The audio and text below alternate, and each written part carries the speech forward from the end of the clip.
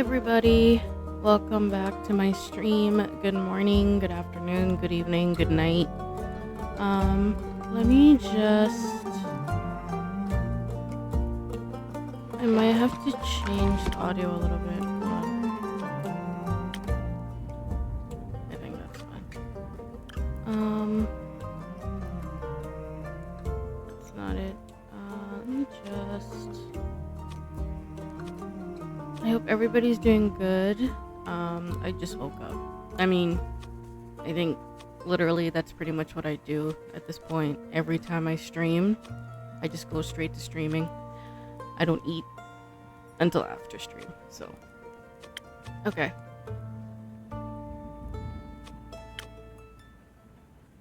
The last time we left off, I remember Voy, Hex, and Melly, as well as... Oh, shoot. I can't even remember his name.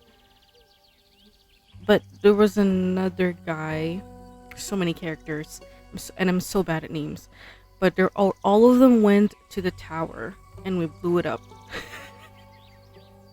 Oh, but Hex did get some stuff with him. So he's apparently researching on it now. Jade fixed oh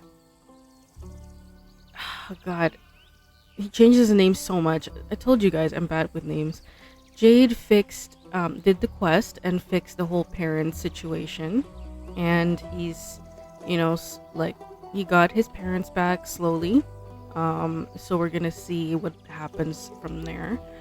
And Fable is still nowhere to be found. She left, go on a quest on her own to find Melly, but she has not returned. So that's where we are from the last time we played TAVER Talk.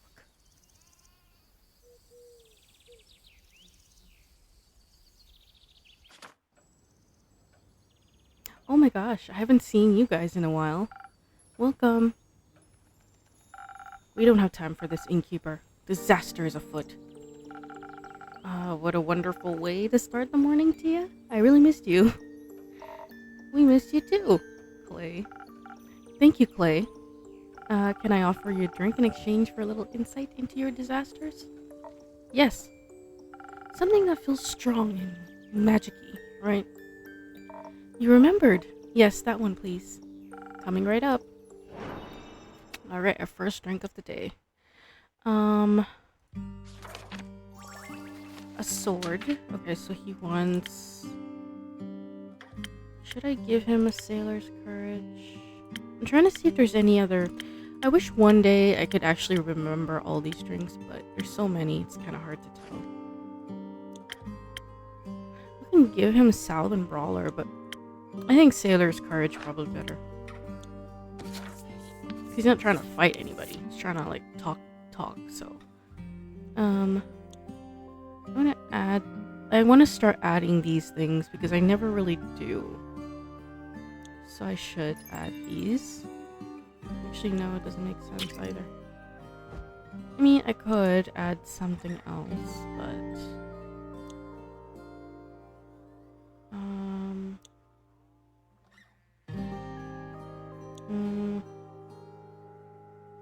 trying to see which one is the best. I think the feather one is the best, honestly. Yeah. The feather one's the best. Okay, we're gonna add some of these as well. And finally, all of this.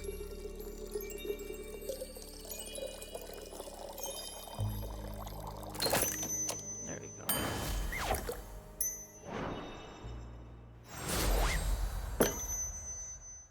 Something tasty and strong, but hopefully not disastrous. Very tasty, very strong. You really got the best drinks around. Happy to hear that, Clay. Tia, you're bursting at the seams. How were the archives? Horrifying. They were challenging, certainly. The bleak stalkers were... bleak. You're truly a master of words. The entrance Jade told us about was teeming with countless of those nightmare creatures. But we fought our way through with the strength you lent us and snuck inside the half-collapsed tunnels, only to find even more bleak stalkers had infested the everblooms inside. Oh no, I wouldn't call it infesting, they lived there. Clay tried to reason with them. They responded by tearing into him with their rows of sharp teeth. Not everyone wants to be your friend, I guess. They kept trying to bite Tia too, so I got angry and helped her fight. Do you regret it? No, I'm glad I helped out. Thanks to your unsanctioned divine blessings, InnKeeper, we got through them like butter. Unsanctioned to you. Audacity isn't a replacement for a license. We were quite spent after clearing out so many monsters, and Clay suggested we take a break. Though we made sure not to waste too much time. We had to make it back in time for the barbecue after all. That meant we had to be efficient during our search. Large parts of the Everbloom had collapsed, but even the explorable sections were unbelievably spacious. So we split up to cover more ground. A dangerous choice, that's when the monsters get you. That's what Clay said. So I enchanted the friendship bracelets. That way, they would always sense in which direction the other person was located. Aww. So neither of us would get lost. It was so smart. It was very useful. I'm really glad these two started bonding. Like, Clay kind of acts like a very, big brother to Tia. And, it's so cute. I think their dynamic is very, very sweet. I see you kept yours on. I did. They really helped with navigating around the archives, too. It's a beautiful place, you know? I mean, everything's overgrown with vines or withered and full of termites, but we could still tell how much care had gone into building it. Some of the tree branches still had leaves on them, and I saw a couple of stubborn lotus daisies trying to break through around the rocks. I watered them. Maybe they'll grow stronger again soon. What a shame all the effort that went into building the archives was for nothing.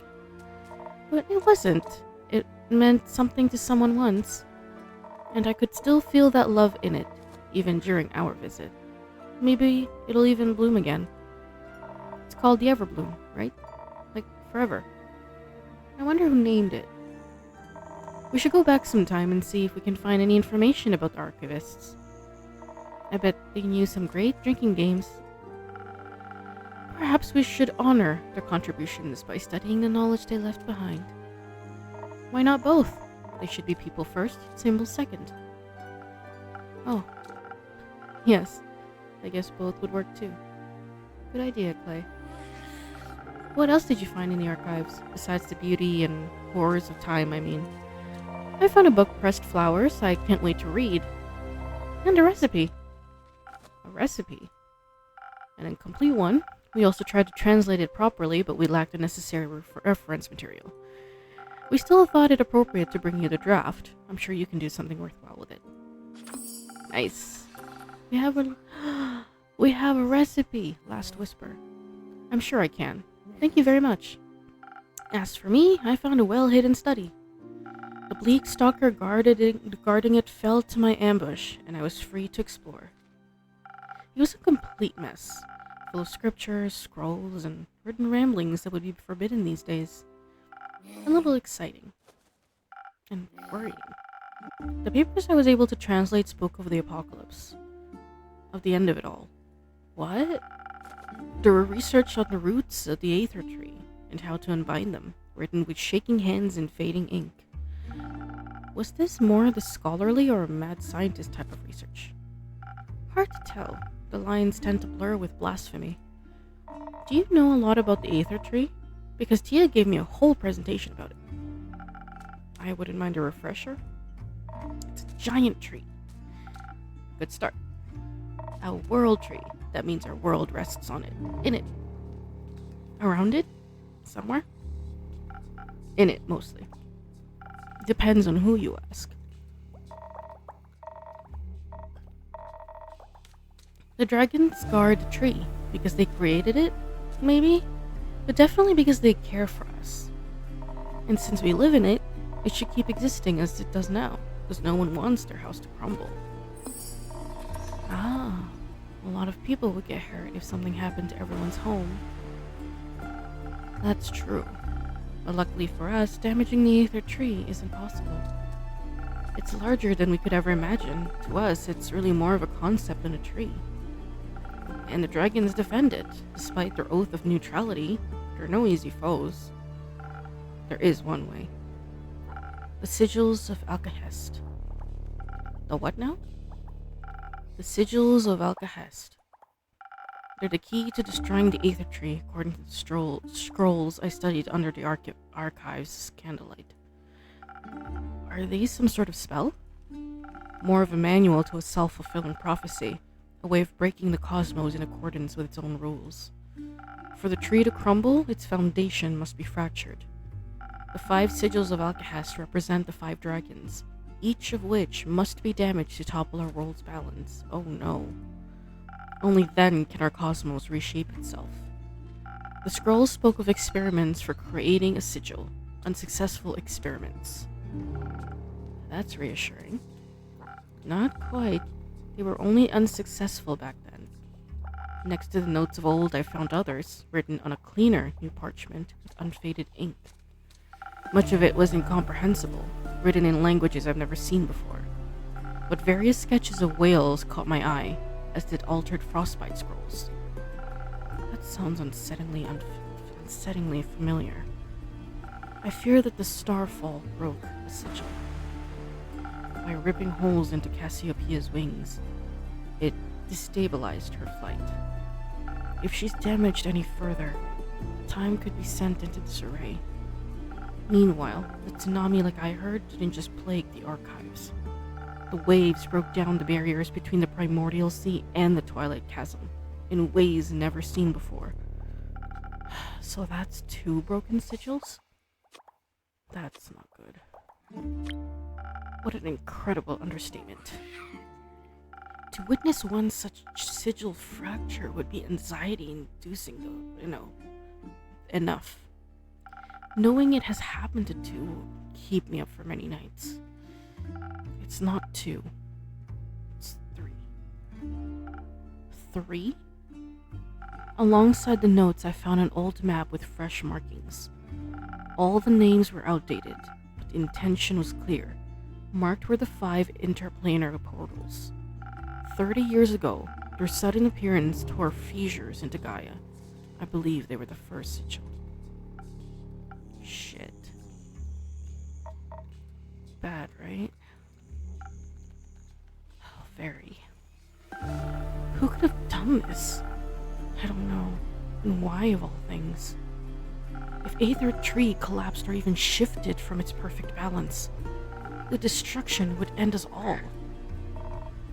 Who would want that? Oh no. These all could still be no one thinking rationally, that's for sure. They might have a good reason for it. Maybe we can talk them out of it? I doubt it. Me too. Whoever it may be that's causing this, they only have 2 sigils left. Or would be quite bad, right? Don't they say that waking the Elder Dragon will start the apocalypse? That's not good. They do. I feel like there's too many ways to start the apocalypse. Maybe they're all connected, and waking Ur will break the last sigil. Although, I'd like to think breaking all the sigils is indeed impossible. Because it's impossible to reach Tuat in the spirit realm, correct? It's not exactly impossible. One can make it to the spirit dragon via the astral sea at the dawn of the dying moon. That's in 5 days, right? Yes, but worry not. To reach such a specific location within the astral realm, very specific rituals are necessary. And Gaia's portal to Cassiopeia is indispensable. Said portal is located in and safely protected by the Aperture, the stronghold of the Order of Starlight. And its rituals must be performed with outstanding accuracy to withstand the treacherous astral currents. Only the highest ranking members of the Order are privy to this knowledge. And I guarantee you all of us would rather die than aid in the destruction of this world. If the rest of them are half as stubborn as you are, I think we're well protected. Exactly. That's good then. The rest is worse. What's bad is that we don't know who's behind this. Or why the dragons in the endless horizon anyone would desire something so vile. I can already send your next quest. But can I offer you a drink first? Your throat must be dry from all that exposition. I wouldn't say no to a drink. Perhaps something that will keep my mind intact, defended from lunacy? I feel like I'm going mad. Say no more. Man, who would have thought this world is ending? God damn. Ooh, Last Whisper, that's a new one. Okay, she needs defense. Could you give this to her? First Snow? Is there any other defense besides that? I think, oh no, actually. Frosted, no. I think for her, First Snow is better. Okay, I'm gonna add...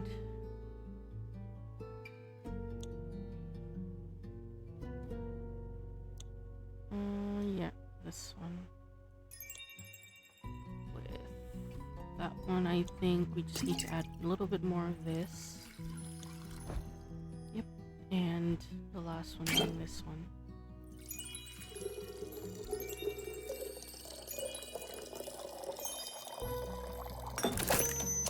Here we go.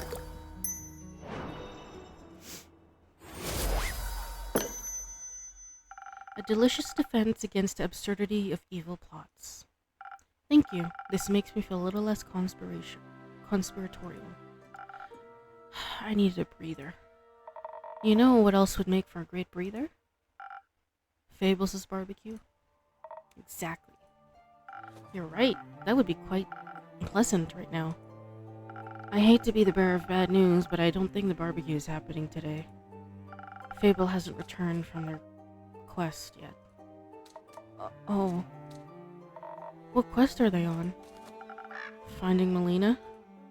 But we just saw Melly on the way here. Perhaps they found another quest while out? Heroism can be infectious like that. InnKeeper, what kind of drink did you mix them? None.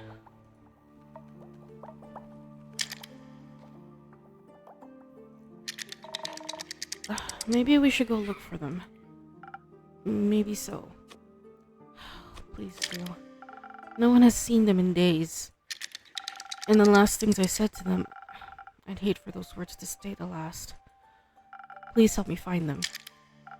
Of course, I'm sure they could slay any monsters without us, but some extra hands couldn't hurt. But you'll have to deliver your apologies yourself. I'll slay that beast when it comes to it. Very well. But first we must solve our urgent sigil problem. I feel like we're just missing one piece. Kyle! I haven't seen Kyle in a while. A piece of what? Cake? I'd like to order my usual cake, InnKeeper. I don't serve cake, never have. Oh, maybe you should. Another delicious delicacy would be... still no blood. Oh. The sorrow I'm feeling almost equals the grief I felt after the vampire glitter competition of 1389. Oh? I had run out of glitter. I could serve you one of my usual drinks to alleviate some of that headache. That would be splendid. I'd like something to enhance my mortal strength. No shopping bag shall hold me back today. I'll see what I can do. I haven't seen Kyle in a while. I'm glad he's doing fine though. Alright, so we need Sailor's Courage, Silent Owl.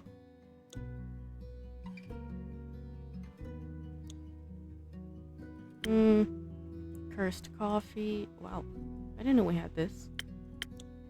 When you peer inside the streaming chalice, looking at your own distorted reflection, you will find the darkest swirling depths. The blankness will be consuming, a gloom so bitter you might think you see the souls of the damned swimming inside. Oh, really? You'll be looking at a strong cup of coffee. That's it. Okay, I think I'm gonna make this one. Excuse me. Oh gosh, this one definitely not. Definitely not.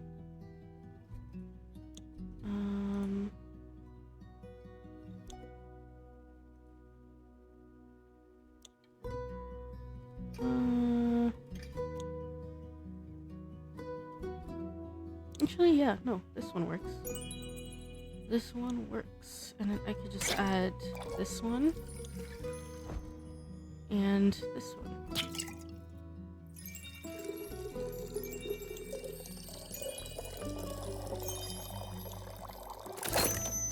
There we go. I haven't actually made this drink before. Here, with all the strength of a raging fire. Thank you, dear innkeeper. My blood is boiling with euphoria. Any particular reason for your shopping trip? A very particular one, dear innkeeper. It is a matter of life and death. I must head out to purchase this wondrous sustenance known as comfort food immediately. Do you know what comfort food is? I haven't the slightest idea. But it is rumored to restore your mortals back to full health. I'm afraid Ria will perish should she not receive it. That sounds serious. Has she fallen ill? A fatal case of something she called being in the zone. I assume it's highly dangerous. She's refused to move away from her drawing board for over a year now. That's why we haven't seen her. She even threw me out of the room upstairs when I offered her a blood pellet snack. How will her body handle another year without food? I have some good news for you. Ria hasn't been sketching for a year. You guys checked in yesterday. How fortunate. And as for your legendary item, you should ask her about it. Generally, everyone has a different idea of what they consider comfort food. How wondrous. Though something tells me you should give her some time before you go back upstairs to ask. Why? Her patience is on cooldown. I don't think Ria is cold. Her room was very well heated. If anything, I think she's a very warm person. Right. Though I suppose she seemed a bit cold when I offered her blood. Let's give her some time to warm up again. Very well. I shall remain for a while. And once I have acquired the correct comfort food, I will make sure my friend eats every last bite. Kyle is so sweet for Ria. I don't know, like, I don't know if there's anything there, but, like, I don't know, I like the whole Kyle and Ria couple. I also like Tia and Clay, although I think they're more siblings than a couple. I also like Fable, and, oh my god, I already forgot his name. Jesus Christ. I didn't know there were vampire chickens. There aren't. Do you know that for certain? Yes. I could have sworn the ones at my family's estate had fangs. Chickens can't develop teeth. And here I had thought we were comrades in blood hunger. Chickens are still very fascinating all on their own. Did you know they have very colorful dreams? Oh, that's nice. I once helped a wild hen with her dream journal. I'll introduce you to sometime. My favorite thing about chickens is that they purr when they're happy. Oh, like a cat. What charming creatures. The more I learn, the more they remind me of vampires. So simple, sweet, ferocious, yet their origin harbors one of the greatest mysteries of life. What came first? The chicken or the egg? The egg. The chicken. I mean, actually, that's a very good question for me. The chicken, right? Because how would you get an egg if there's no chicken? But then, the egg is where you're born from. So honestly, I think the egg makes sense. Not going to weigh in. I am intellectually withdrawing myself from this conversation. But unlike this unsolved mystery, I do know how vampires were created. Would you mind elaborating? Weren't you intellectually withdrawing? As a cleric of Cassiopeia, humility is a lifelong objective that I strive towards. As such, I must admit when I need to concede words spoken in haste. Which would be now, I suppose. Please, Kyle, if you wouldn't mind expanding on what you just said. Certainly. It must have been over 5 centuries ago, when a scholar stole some of the immortal blood of the dragons. The scholar offered it to Queen Annabeth, who would become the vampire's monarch. I have never heard of Queen Annabeth. I think that was just the plot of a really challenging board game, Kyle. Oh, you're right. So then Mike was real after all. Mike? Yes, it's all coming back to me now.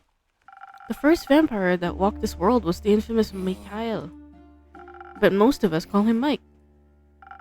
He had a very close connection to the spirit dragon in his domain. Eventually, Mike struck a deal with Tuat.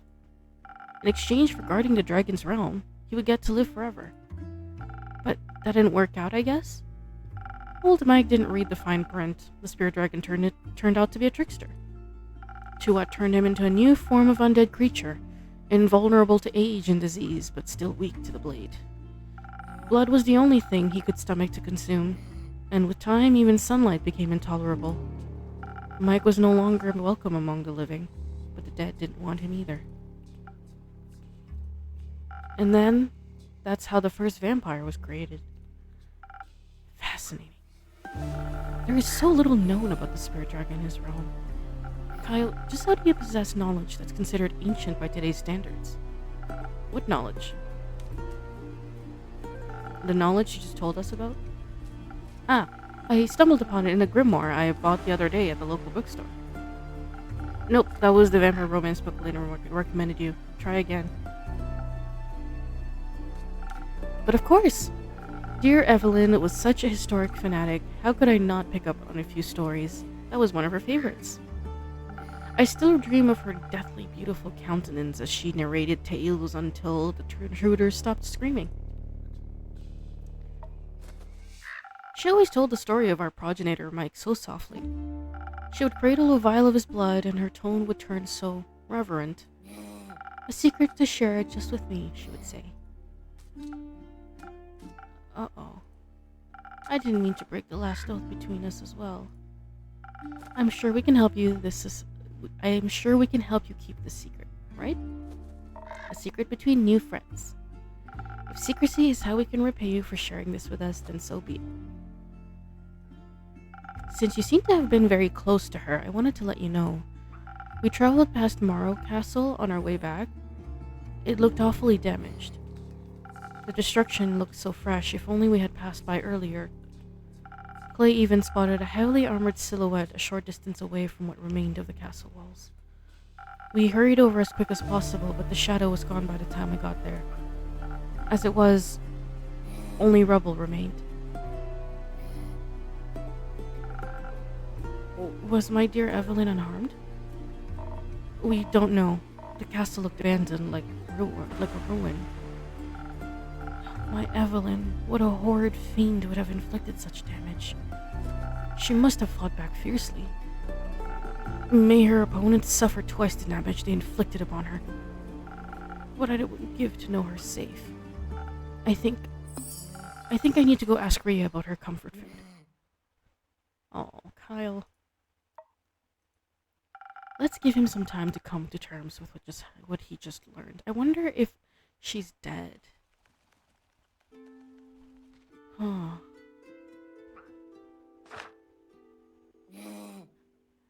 Carolyn. Greetings, brave adventurers.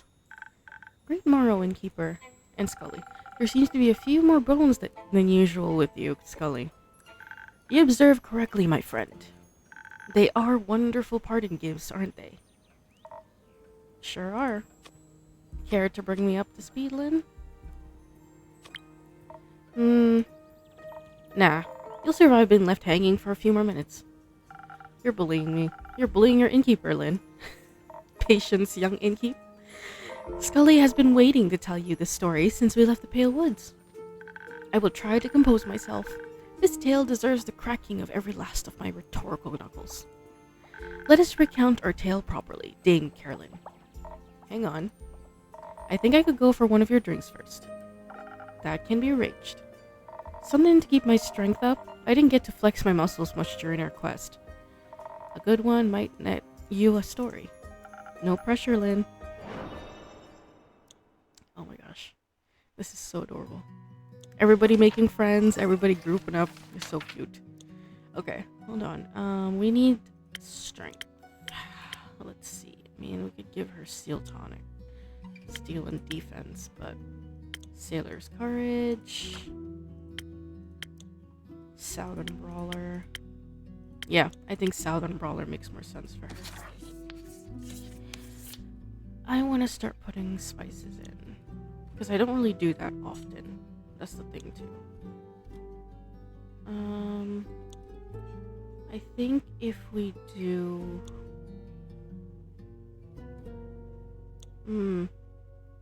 actually no, it makes sense if we use this one. Because we don't have to add another one there, and then we just have to add this one. And the red one after.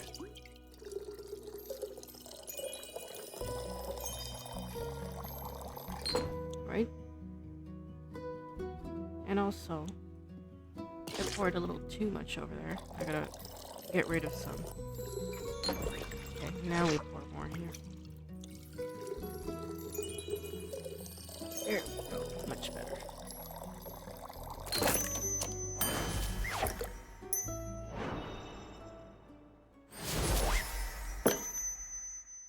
A great drink for a great story. Aren't you lucky? I'd like to think luck has nothing to do with it. Perhaps not. I might have something else to cheer you up. Oh? Melly's back? Oh. Relieved. Like a great sword's been lifted off my shoulders. Is she alright? Yes, though you might prefer to see for yourself. She and Dave left me their address to give to you. Dave, that's his goddamn name. Jesus Christ, right now that's his goddamn name. Who? You know them, right, got it. Only one person would fit such an uninspired name. You'd better have apologized to Melly, or else. You'll have to find out the details for yourself. Just don't keep them waiting for too long. Don't need to tell me that. Fable isn't back then. No. Sure are taking their time. Feel like looking for them yet? No. They're capable. Just my patience is starting to wear thin. You had some to begin with? You're pretty chatty for someone within great sword distance. Right. Can I interest you in one of my drinks as well, Scully? With an offer like that, my friend, how can a skeleton say no? Perhaps something to enhance my aura. I would like to do the proclamation of this tale proper justice. I love Scully, he's so funny. Okay, let's see. He wants this. Where is it? This one? Sunny Breeze or Thousand Winds? Actually, no. Wait, I was not gonna use that yet. Spoken Heart. I think Spoken Heart makes more sense because he has to tell a story. Okay, I have to add.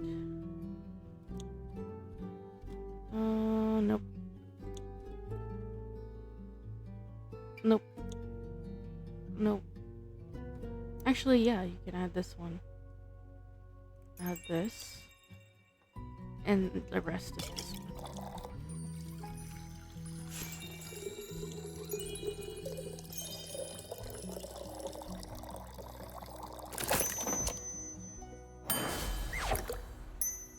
Gosh. Please enjoy. Oh my. They say manners make the man, but this drink alone has invigorated me plenty. I can almost feel the warmth of flesh on my bones again. A pleasure to be of service. Our quest was confusing, inspiring. My favorite flavor of quest. Not enough fighting, in my opinion. Felt like my muscles were wasting away on the way back there, way back here. But the most important muscle of all received a superb workout. The brain. Metaphorically for me, of course. I've been wondering about that, actually. No. We're not even gonna get started on that topic. I do have to agree, my friend, let's not get distracted. Though I would be delighted to share my theories with you, InnKeeper. Let me know when you have an hour to spare. Or 5. Now back to the task at hand. We started by making our way westwards, though our progress was slow. Any complications? Yes, quite a few. Before embarking on this journey, I was woefully ignorant about the plight of the Fisogan farmers. The less than ideal weather conditions, the flood that ruined a lot of crops, and now this pesky undead problem. I was stricken with empathy for their struggle. The least we could have done was offer up our means of transportation for any soul looking for a better life further north. So we switched carriages. 3 times. By the 3rd time we had gotten so far off course, it took us a whole day just to get back on track, on foot. But once our hike was over, we did get to spend a wonderful afternoon with Dame Carolyn's cousin, Lady Danica. That was nice, I guess. The cousin with the undead snail problem, yes? Did you manage to liven up that garden for her? Sure did. Just had to set out some cabbage to lead them somewhere we wouldn't be damaging any crops, and with just one magnificent strike. Truly a sight to behold. It was just some undead snails, no need to have gotten so excited. To match the excitement, Lady Danica served us some positively delightful cups of tea.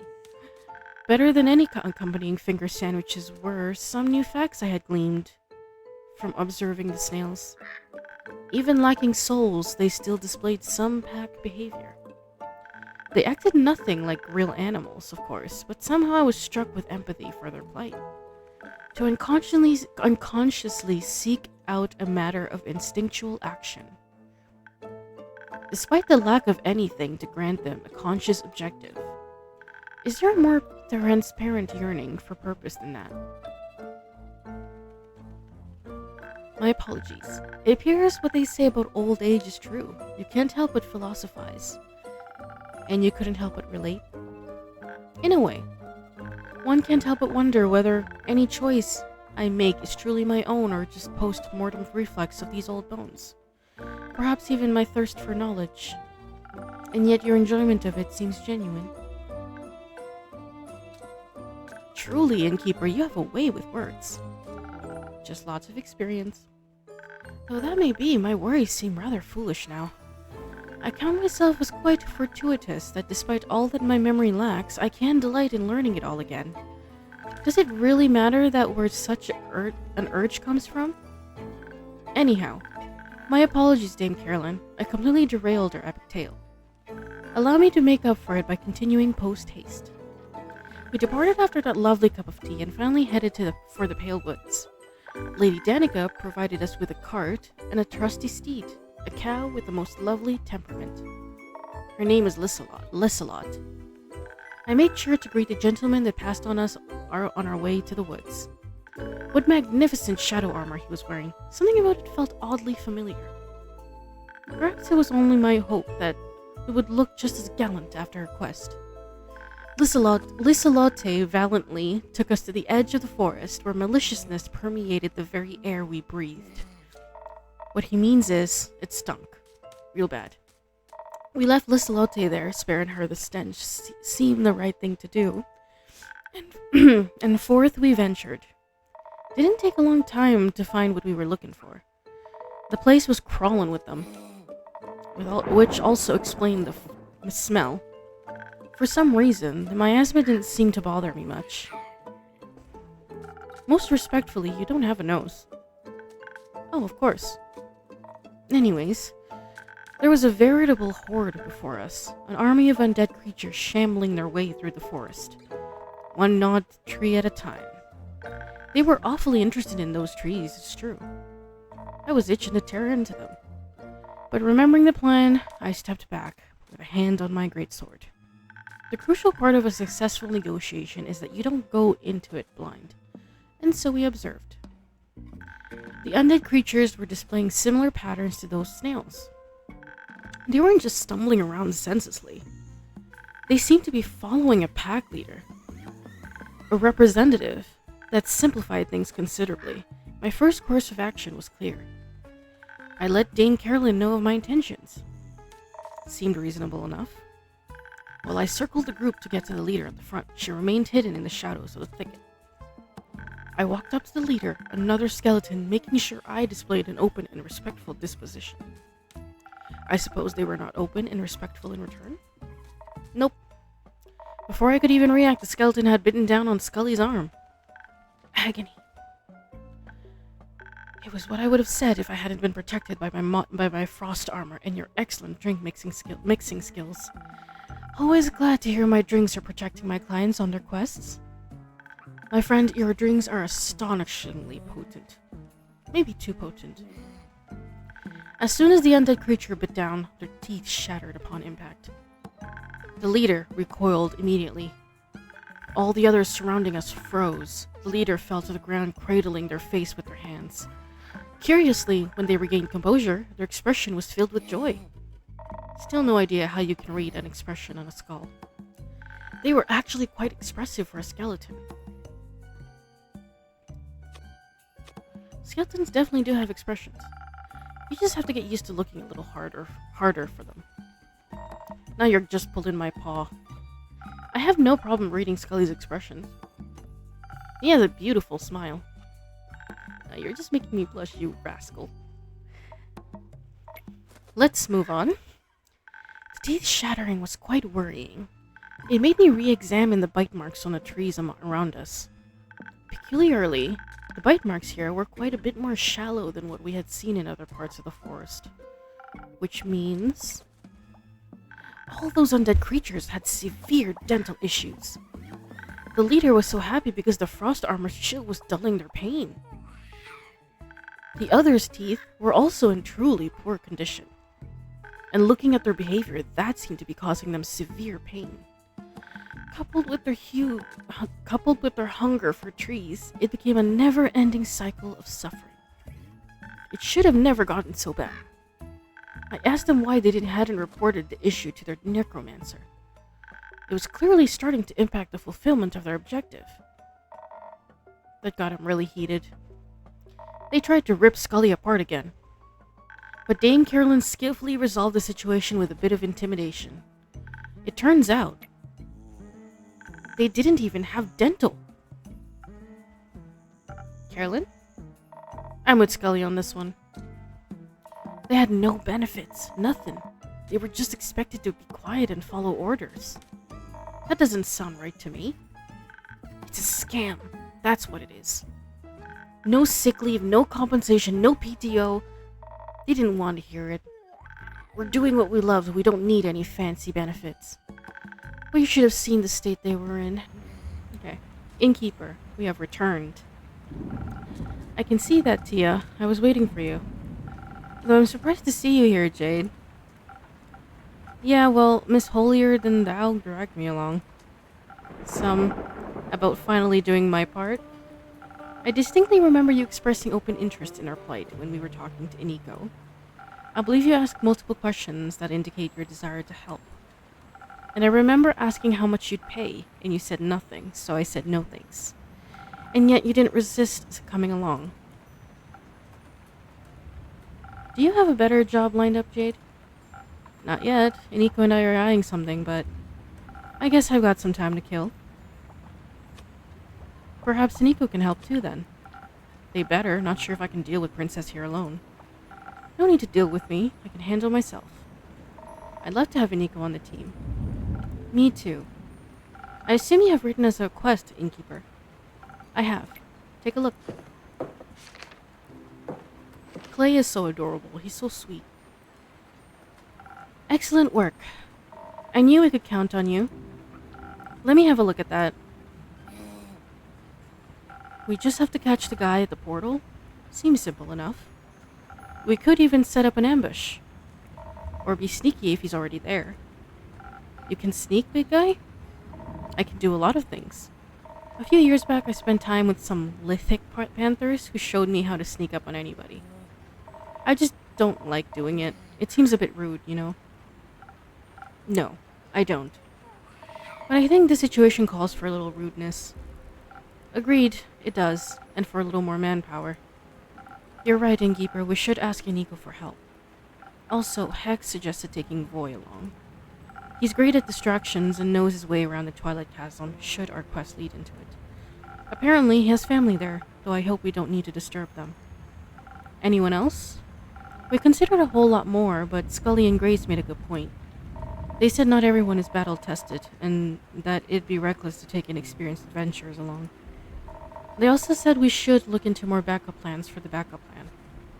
I think they just wanted an excuse to go to do some research and to stay away from the bloodshed. Can't blame them. Melly really wanted to come too, but Dave said no. Is he coming himself? Of course. Made these two ask him before we got there. We need good fighters, and Kid's got some talent. I hope he said goodbye properly this time. Carolyn made sure he did. Never saw a more terrifying death glare in my whole life. It was very impressive.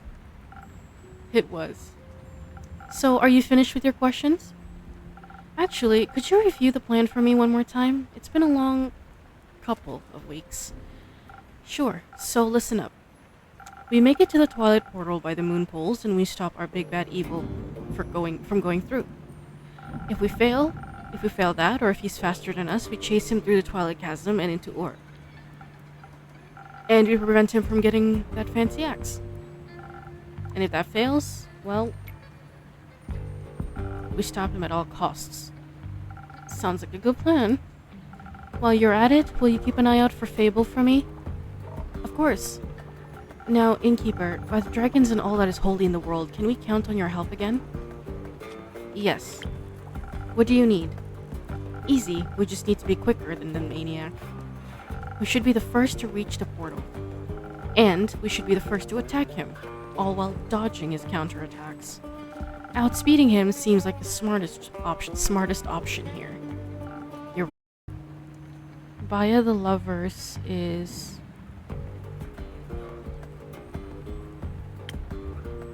Detective Melina, the star. Oh, that's cute. She's the star. I never realized that each character in the story actually represents an Arcana card.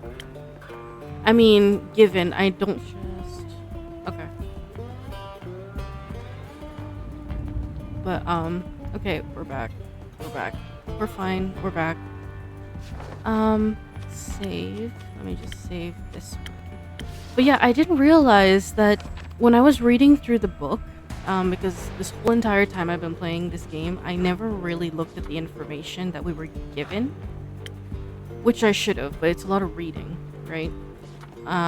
So that's the reason I didn't. But when I was reading through some of the information,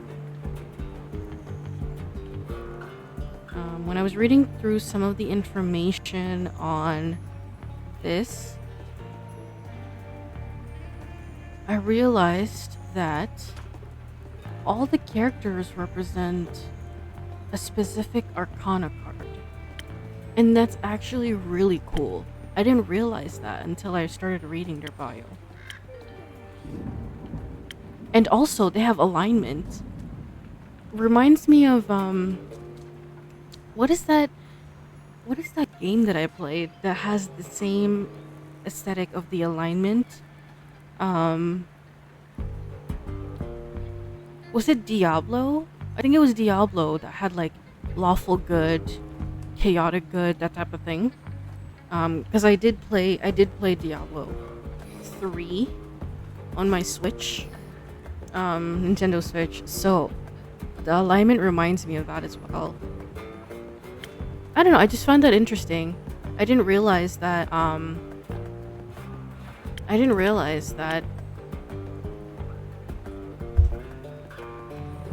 sec. I didn't realize that. Fuck. I lost my train of thought. But I didn't realize that each character represented an Arcana card. That's pretty cool. Okay, so if we... So there's still one more person that we're missing. And who is that? Huh. Ominous letter.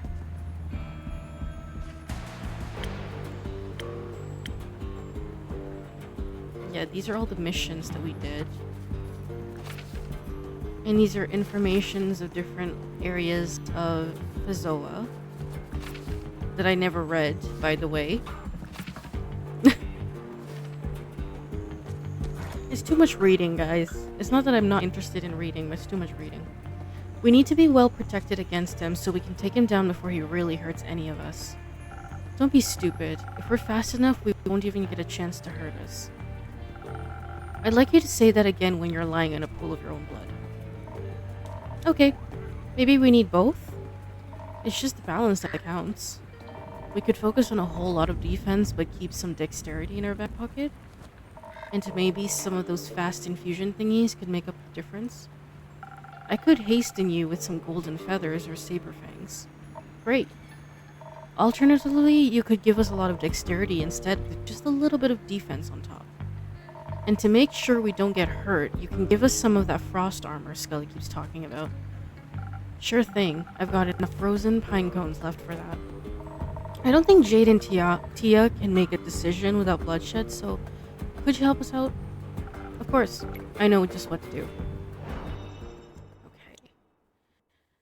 I'm most likely going to be finishing Tavern Talk this stream, though. Because it seems like we're nearing the end. But I don't know. I could be wrong, though. So we want...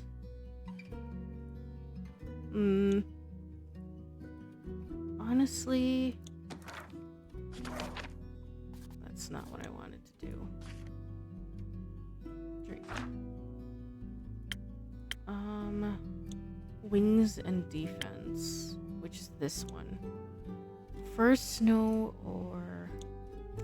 Do we want more speed and more defense, or do we want more defense and speed?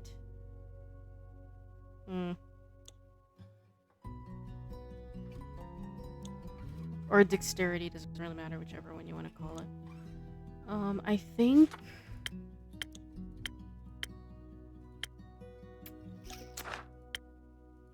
What other... Let's see.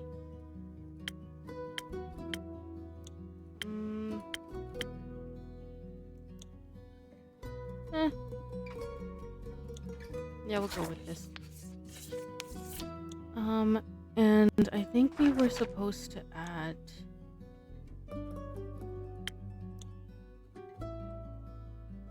the frost armor.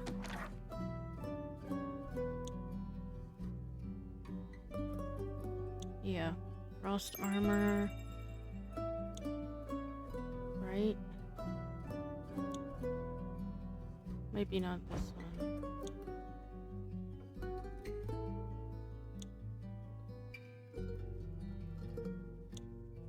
Trying to see which one we should use. Honestly, that's the only thing though. Right? That's the only thing. Yeah, frost armor. It's just literally this one. But I think we have to choose...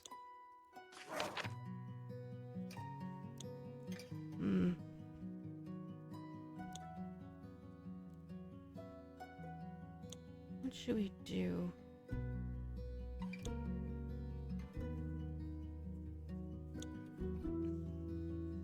Oh god. Help.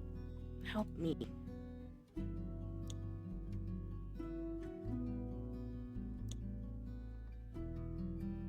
I'm trying to think what I should do.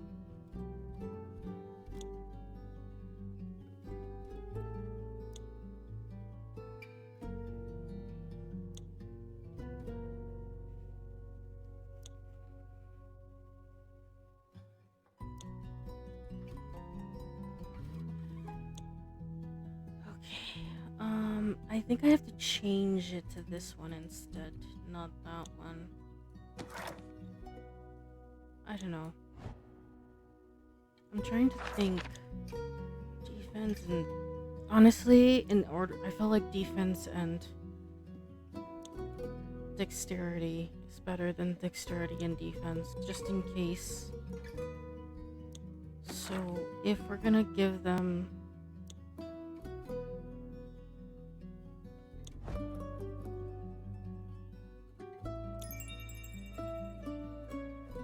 This one... Yeah, this one with more defense and less dexterity, so that would be this one. Yep, that would be this one. Literally, that would be this one. So we just need to add this.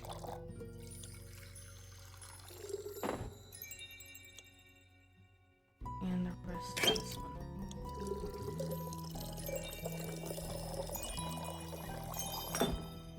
Right?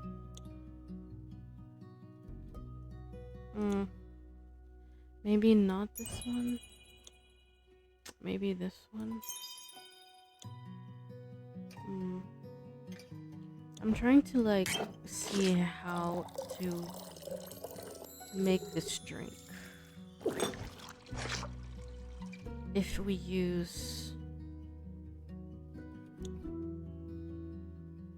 the saber tooth, it gives us this. So I don't think this one makes sense. I think it's... Let me see.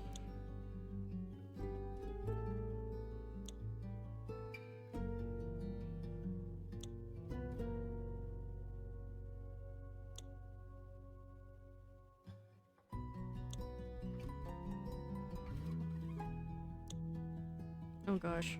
Okay. I just had to check my phone for a quick second. I thought somebody messaged me. Anyway. Okay, so if we do... What the fuck do we do?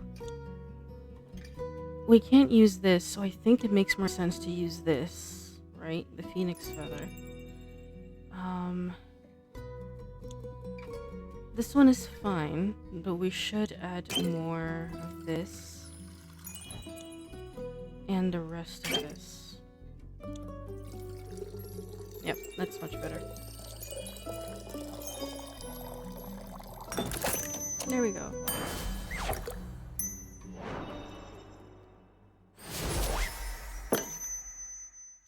Defense should be your #1 priority. But I think haste makes for a good backup plan. You can never have enough of those. See? I was right. As usual, you chose the right focus, InnKeeper.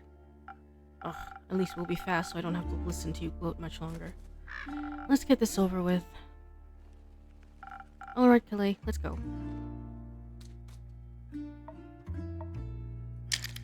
Clay? Are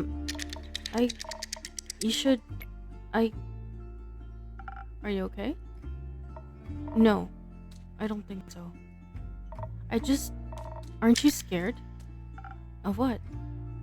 Of all of this. The fate of the world is a very heavy weight to bear, don't you think? What if someone gets hurt and I can't stop it? What if I can't protect you and the others in the world and the ferrets and... Clay, stop. Please, for a moment, just stop. I know this is scary. Truth be told, I'm scared too.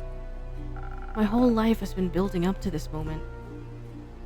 I've always been told I'm meant to save people, and if I can't, what's the point of me, you know? You are the point. I'm glad you exist, even if you don't save everyone. You're not some mythical savior, you're my friend. And you are mine, and I'm a little less afraid because I have you with me. You taught me how to value myself as a person, despite all the weight off my shoulders. I wish you would do the same for yourself. I promise you together we will get through this. And we will save each other and our friends and the world and all the ferrets. And the InnKeeper while we're at it. Thank you. I appreciate being included. You're enough, Claire. And you don't have to worry that you're not.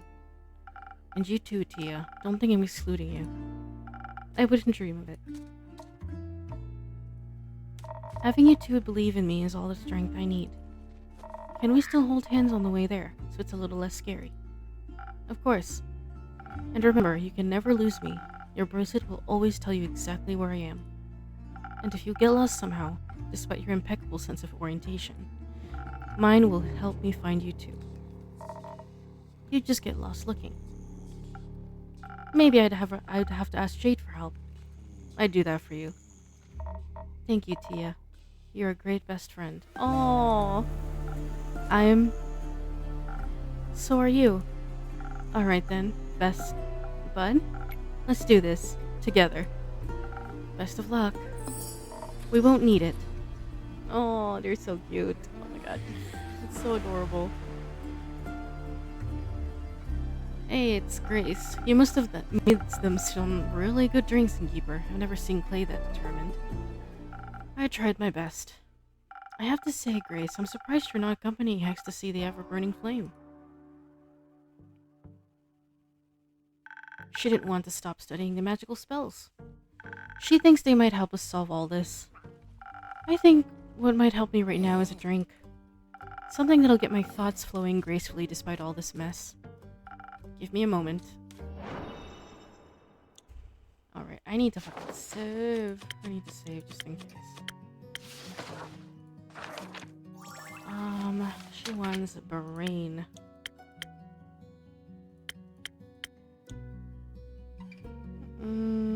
What was it again? I think there's never really just the brain.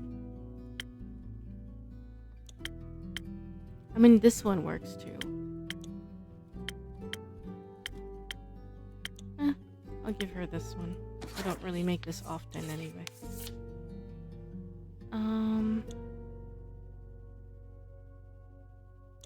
This one with another pour of this. One pour of this. And the rest this. There we go.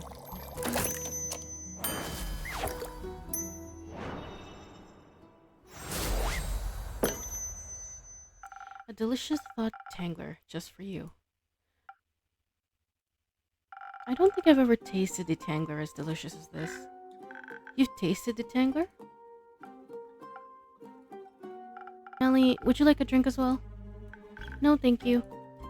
I've already had 3 hot chocolates today. I think if any more magic enters my system, I'm going to eat the sun. On to another topic then. I heard you formed a research team. We did. Obviously, Grace and I are the leaders, but we also recruited Scully and Archie. And Una said she wanted to sit with us and crochet while we work. What a great excuse to help. She insists we don't call it helping. Of course she does. Rufus is helping us too. His wool is so soft it calms everyone down. I wish Dave would join us too. I guess he's busy fighting the mean guy. But he promised he'd be back soon, so... And he'd better keep that promise. What are you looking at into anyway? Melly mentioned spells. Are those the ones Hex found in the tower? Yes, those ones exactly. He stayed up all night decoding the formulas, but... as soon as he figured out what they were about, he lost interest. So I picked them up. He only managed to save 2 in between all the chaos they caused, but 2 very interesting ones. Care to educate me? Which one do you want to hear about first? Teleportation or soul binding? Honestly, soul binding. Hex brought home a glass case with a glowing, floating scroll. After we got it out and removed all the protective runes, he was really pretty disappointed. A riddle-locked glass case and protective runes? Seems like someone didn't want it to be used. I'm pretty sure I know why. It described pulling souls right out of people's bodies and binding them to objects. Completely volatile magic. And dangerous, I assume. It's been a little hard to translate. I'm trying to figure out any side effects it may have, so I can convince Hex not to use it whenever he's slightly inconvenienced. Sounds difficult, but I'm sure you'll figure it out. What about the other scroll? The other scroll... One of the scrolls he found holds a powerful teleportation spell. Now I fancy myself quite equipped at conjuration. He picked the Special. He was right, but I guess it didn't have enough fire for him. More special than a soul-binding scroll? No, but still special enough. I think if cast correctly, it could get you anywhere in Asteria with incredible accuracy. Even to protect places and other planes, but I'm trying to figure out how to use it without destroying myself. It requires more mana than people usually have in their body. So you think it'd kill its caster? Almost certainly so. It still has a lot of promise. Maybe I can modify it. Best of luck. Thank you. I want some magic scrolls of my own to decipher. But first we need to finish this research, just because we need to figure out what to do if... It's just nice to have something to do is all. Plus, I'll take any excuse to hear more of Scully's Everbloom stories. Just trying to figure out whether we can reverse the sigils. That'd be neat. Maybe you can duct tape them back together? I don't think so. With Archie's help, I also made this whole board where I can collect and connect all of our clues.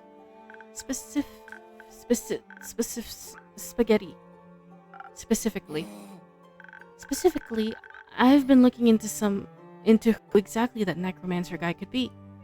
Clay said he noticed some flowers on his armor, and I think that might be a clue. Maybe he's a florist, or there are zombie flowers, or he wants to destroy all the flowers. I need to figure out what his motive is. Because if we can figure out his motive, we can figure out who he is, and then we can figure out his weakness. Not that we'll need them, because Dave and the others will. What did he say? Kick his abs? But looking into it makes me calmer? Yes. They'll be alright. Right, InnKeeper? The zombies aren't going to eat them like they eat my parents. They won't. They'll all protect each other. They'll come back for you. I hope so. I don't want that to happen again. I miss my parents. I wish they were here to hold my hand. What were they like? Well, I remember my dad always told me bedtime stories about swashbuckling burglars. And I remember my mom loved making things out of yarn, especially socks. And they were really nice and cool, and I loved them so much. I know I can't replace your parents, but is it okay if I hold your hand until Dave, Carolyn, and Fable come back? That'd be nice. I felt a lot safer with them around, you know? Like I'm home again. You're not alone anymore. I know, and that makes me feel a lot braver. But enough dramatic backstory. I'm turning into Dave. Just less repressed and gay for Fable. Maybe it's time to head out. We'll update you on our research tomorrow, InnKeeper. But first, we're going to get a lot of ice cream. Exactly. Una promised she'd make some. Save some for me. We'll try. Oh gosh. Hello there, it's been a while since you last showed up. I thought something might have happened to you. I feared you went home without saying goodbye. I wouldn't do that, my friend. I did end up finding these golden loon feathers quickly, with a little help from Voyage. But with everything going down, I decided to stick around and help those in need. That sounds just like you. How are things with you, though? You don't need to say much for me to know what that phase means. I've seen it once or twice before. Is there something I can do for you? What is there to be done, Quincy? It's like everything is in limbo. Like dancing on the edge of a blade, one wrong move and it's over. Something like that. Would it help if I asked you for a drink? Maybe. You know what helps me when I'm feeling down? What? A good cup of Quincy's hot chocolate. Here, after all I've heard, you might need it more than me. Thank you, that's very kind of you. Now go on, make me a drink. This one, or another one, whatever you'd like.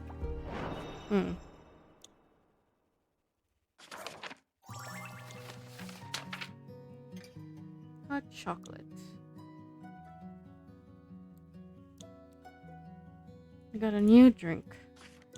We need 3 more drinks, actually, and we will be complete. I don't know if we'll unlock everything, but we'll see. I'll make this one, because we just got it, so.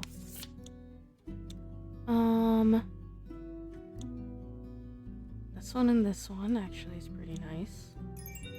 But no, I just realized. Okay, let me... This one...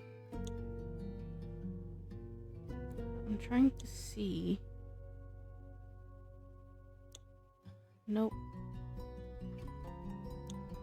I can use this. No, I can use this one actually. This one with this one. This one. And the rest this one.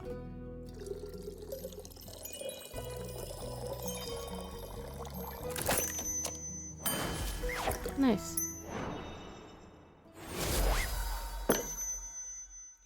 Couldn't wait to try it out right away. Well, you replicated it perfectly. My hands and heart are warm.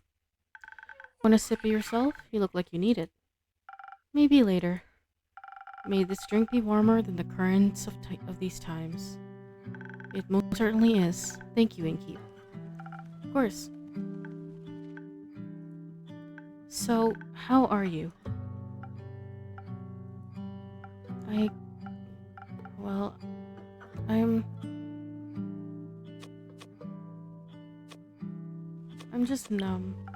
I'm neither worried nor elated. I'm just avoiding thinking about it at all costs. Yes, no. Even when I think about it, I can't quite reach the feelings I know are supposed to be there. It's like I'm stuck floating in some glass case, watching the stars fall around me. But no matter how hard I try, I can't reach out to touch them. And I can't figure out whether I want to touch them. I mean, this certainly seems to scare you, worrying about the world and other people. It's been a while. I didn't think I'd care again. I didn't want to, but it just happened. Yes, just like that, without my consent, I might add. The heart wants what it wants, and sometimes what it wants is friendship. I can see how that's a scary feeling. So many things are on the line now, perhaps more than you bargained for. It was easier when I just looked away. Would you rather look away than help your patrons, your friends? No. But now I have to face the fear of losing them. Funny. Funny? Didn't you swear to me you were done fearing death? That you had nothing left to lose? Sometimes lying to ourselves is easier than lying to others, I guess. Damn. I'll keep my "I told you so" to myself. I'll just feel like I'm stuck in an endless cycle, and there's no way out that doesn't tear me apart. Would it help you to know we've all felt like that at some point in our lives?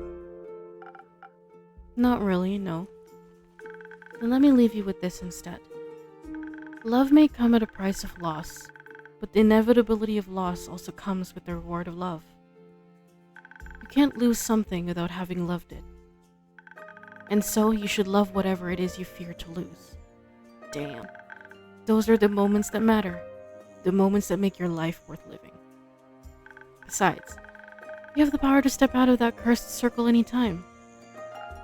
Do I? Write your own story, my friend. Don't doom yourself because you think it's what you deserve. I forgot how good you are at giving advice. Makes me a bit envious. You'll get there eventually. I hope so. Thanks for checking in. I think I needed that. Of course. Please don't stop reaching out. The safety of isolation is not worth the loneliness. I'll try to remember that. You better. Now, I heard the night market is close by, and I really don't want to waste this opportunity, so... don't let me hold you back. Until next time, take care of yourself, be kind to yourself, and be safe out there. Quincy is so wise. Why don't I get a catchphrase? Oh well, guess it comes to with age. Maybe next millennium. How old are we? I know we're Fae. It was mentioned in the previous part that we're Fae. Oh my god. What in the world?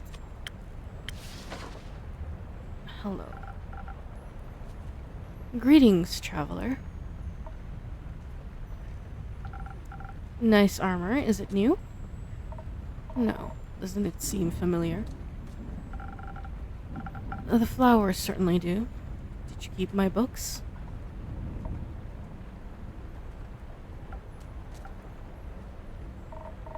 You know, I imagined this place differently. It's nice. Thank you. But I thought you'd be long gone by now. After all, you're like running, don't you? I like it here. Though your visit is making me consider moving soon. It's not advised to stay in one place for too long anyway. Eventually the past will catch up to you. Is this the friend that reached out to us? We're friends with the bad guy. Why? I figured. What brings you here, really, Quasar? You know, this and that. I paid Morrow Castle a visit. It's quite serene this time of year. What for? Sightseeing, trespassing. You broke in? I wouldn't phrase it like that. Burglary is incredibly impolite. I was persistent in my approach. Politely, I knocked on the door. Unfortunately, vampires these days have no hospitality. The lady of the house greeted me with a snarl and slammed the door in my face. Not like that stopped me, but I found it quite rude. So you did break in? Obviously. As the last resort. It was something I needed more than manners. As expected, she wouldn't give up her precious relic freely. So you killed her? I would've. But no. The rat escaped.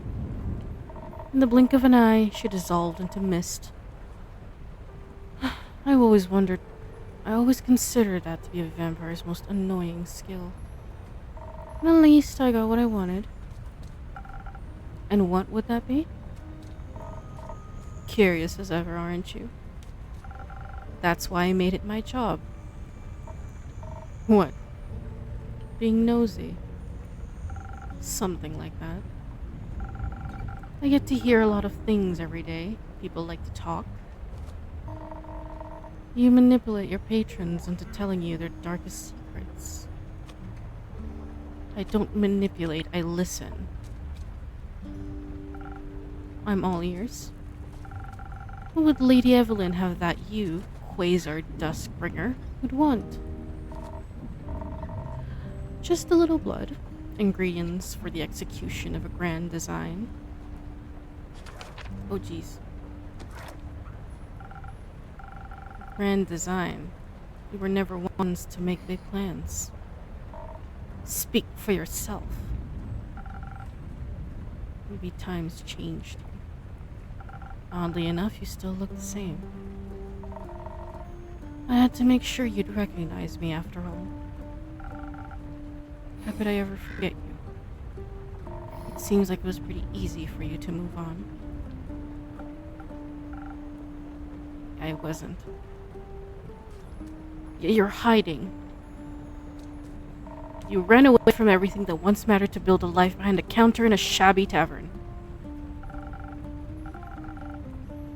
Is that why you're here? To throw your accusations around? No. I guess I wanted one last chat now that everything's coming to an end. And I'm curious about how this old friend of mine is doing. So how are you doing, friend?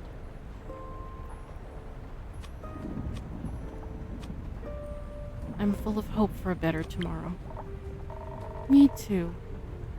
I'm just afraid that we're hoping for different dawns. We might be. How are you doing? Do you even want to know? It's my job, and my tavern is open to everyone. Your protective spells beg to differ. They let you through, didn't they? So, how about a drink, and then you tell me whatever it is you need to get off your chest? Sure. Let's see if you still know me well enough. And if you remember what I taught you.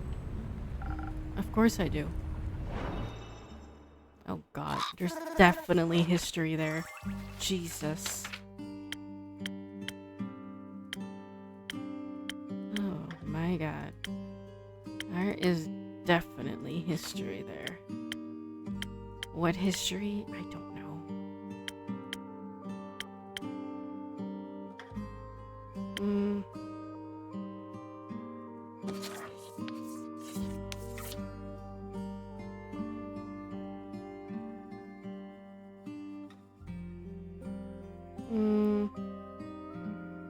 This one and this one. Jesus Christ.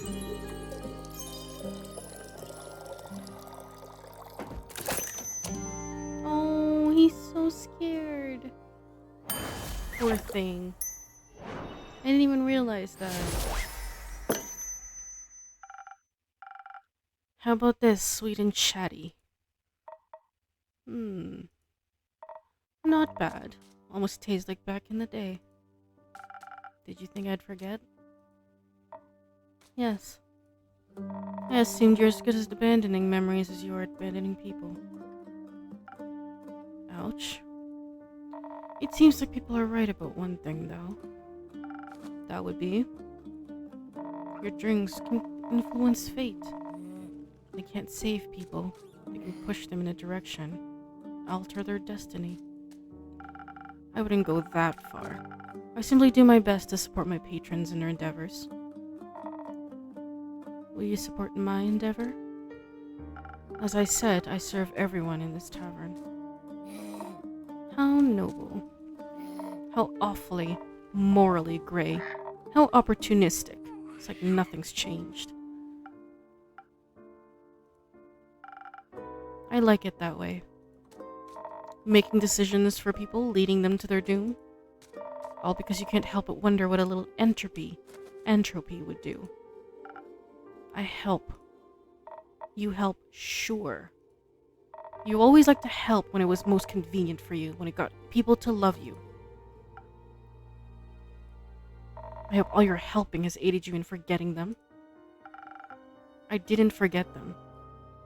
Oh, is that so? I couldn't sleep for months. My heart bled and bled until there was nothing left to bleed. I was alone. And by the end of it, when nothing was left, there was just one question. How could the person I trusted with my life turn on me like that? How dare she leave me with nothing but the stars staring at them alone? Wondering whether the blood would ever wash off. And how by the dragons and their false light. Is all you've done with your freedom, this dastardly achieved freedom, this. There's still blood on our hands. It took me way too long to realize that I didn't have to give up, that I'm not like you. It doesn't have to be their blood that sticks to my hands. They're gone. Not for much longer. Soon the star rain and the flood that washed away our yesterday will open the gates to a new tomorrow. A new horizon, unhaunted by still ghosts. Quasar. InnKeeper. Why would you do something like this? Don't we owe it to them? The you I knew would have agreed. The me you knew was foolish. Some situations are hopeless and some decisions aren't easy. Decisions are quite easy if you set your mind to it. Say I need to tear apart Cassiopeia's wings for the stars to rain upon Gaia. An ambitious task. I could decide not to abandon my plans because I'm intimidated by the complexity, or scared of the consequences. But no, Instead, I choose to stick with it and get what I want. I don't give up. I succeed. It truly is that simple. If you care, you'll get it done, no matter how much effort it may take. Everyone was dead. I wasn't. Didn't we promise to always stand by each other's side? To never be alone again? We did. Didn't they deserve the same? They did. Then why are you here? And they aren't? I don't know. Me neither. What did we mean to you? Nothing.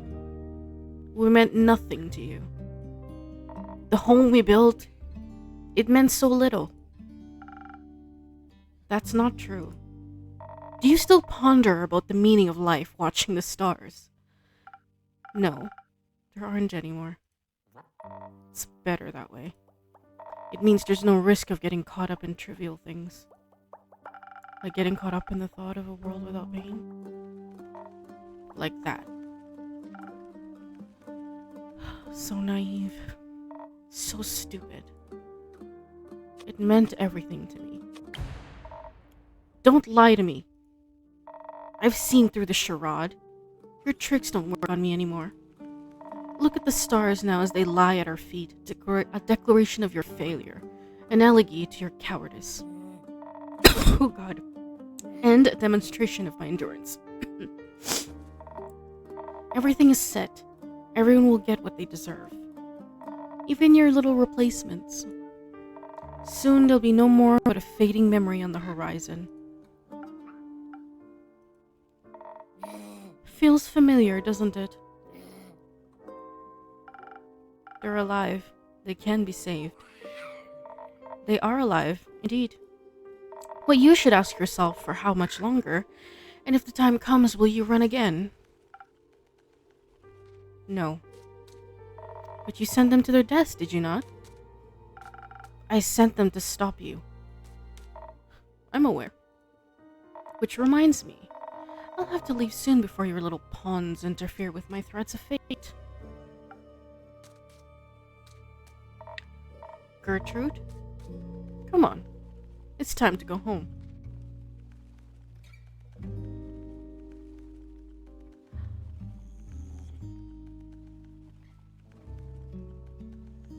Huh. Interesting. Care to explain? I sent you a little companion so you wouldn't be so alone. But I need her back now. You know I value my privacy. And I value the perfect execution of my plans. So thank you for collecting so much information for me. You don't have to do this. I don't. But I will. Anyway, I got somewhere to be. Speaking of which, my invitation. The offer still stands. Join me and watch as I repair what you've destroyed 30 years ago.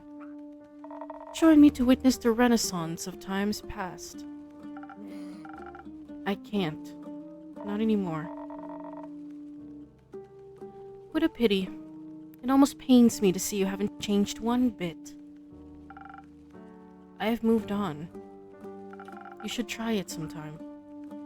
Spoken like a true coward. It's not like I need you anyway. Not anymore. See you soon, old friend. Or not. Damn. Oh God. I did not expect for us to know who the main villain was. So who are we really? That's the question.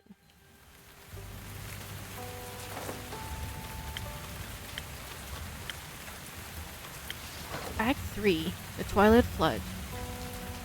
13? Or is that... It's either 13 or 23. I could be wrong, but... The Wheel of Fortune, 34th, the Astral Moon.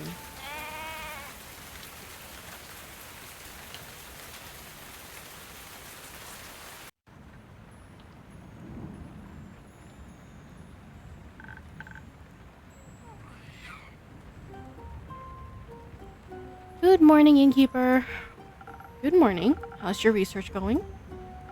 Well, we did a lot of it. That sounds good. Yes. I can smell a breakthrough right around the corner. Are you writing that down, Archie? What? No, of course not. No notes are being taken here. None. Archie, I told you already. I might be the bestest detective in Fazoa, and this might be the meeting of a lifetime, but the investigation has to come first. How are you going to have time to write a book about my detective career if the world ends in a few days?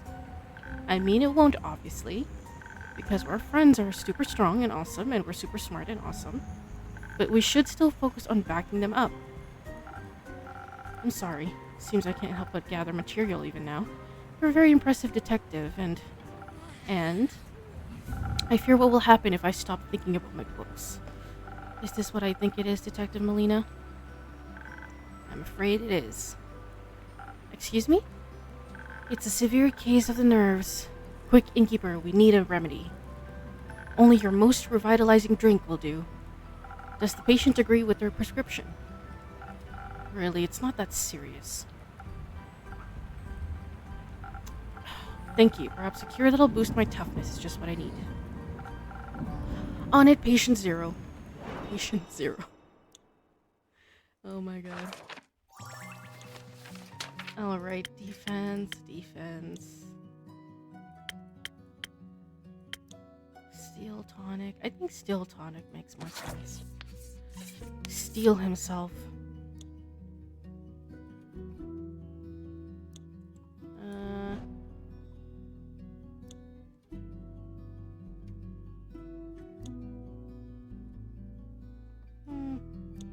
This one and this one.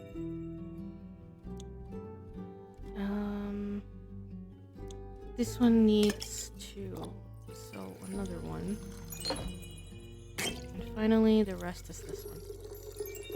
I've never actually made steel tonic. Maybe I only made it once.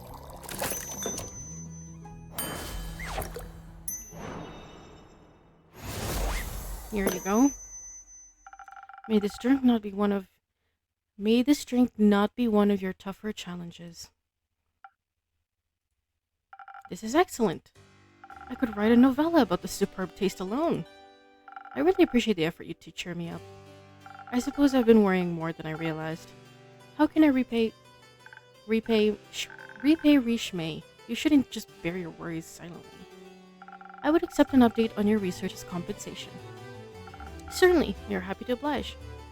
I thought my knowledge of tales and myths could serve us well in identifying another weapon to slay evil. So I questioned as many scholars and turned as many pages as I could. That sounds exciting. It might have been if I had managed to find even a hint of anything useful. Extralibrary is nothing but a legend. The lands of Loenice might be real, but it proved impossible to trace its location. And don't even get me started on the history of the Sword of Balmor.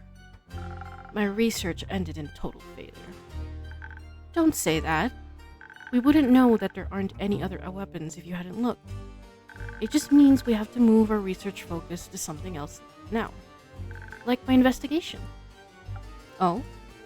Like I mentioned the other day, I really wanted to look into who this weird bad guy really is. With a plan like his, he can't just be some random nobody. His plan does have a certain je ne sais quoi. Je ne sais quoi. It's just so mustache-twirling malicious. I bet he has a mustache. He doesn't, but... In any case, he must have left some traces that we can follow. And if we can figure out his real identity, we'll know his mortal weakness. Like...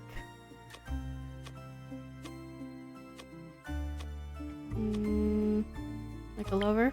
Exactly. Once we know their identity, we can find them and... Wait! No, I don't condone kidnapping.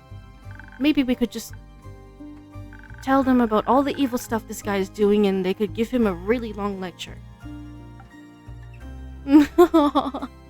We literally just lectured him like last night.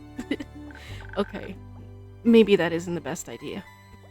Still, Carolyn always says the more you know about your opponent, the easier the victory. But this guy's like a ghost. No one had seen or nor a hair of him before all of this started. And here I thought armor like that would have made him super recognizable, with the flowers and all. I did look up what some of them mean, the ones Clay was able to identify. There are petunias and marigolds, which symbolize resentment, anger, grief, and mourning. So that told me absolutely nothing. Besides that, he's a bad guy with some big feelings about the world, duh. Then I got an idea. What about other well-known necromancers? Maybe we have a repeat offender in our hands. No one really seemed to fit, though. I was really close to ripping my fur out. But then I remember all that stuff about the sigils. There actually was a necromancer that died when the portals opened. So I dug that file out of my pile, and yes, if the creation of the portal broke a sigil, then that can't just be coincidence. Therefore, this necromancer from back then must have faked their death, and rebranded themselves as the mustache-twirling, green-armored bad guy that we're facing now. Shouldn't you be doing the pointing thing now? I'm just not feeling it, InnKeeper. I know it doesn't add up, okay? I'm sorry, Archie. This isn't the revelation of truth that it should be. When you write your book, the detective should definitely be pointing at something. Pointing. Yes, I'll write that down. Good.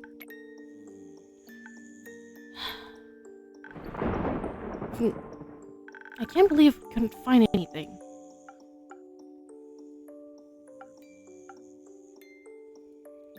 Who taught you that word, Melly?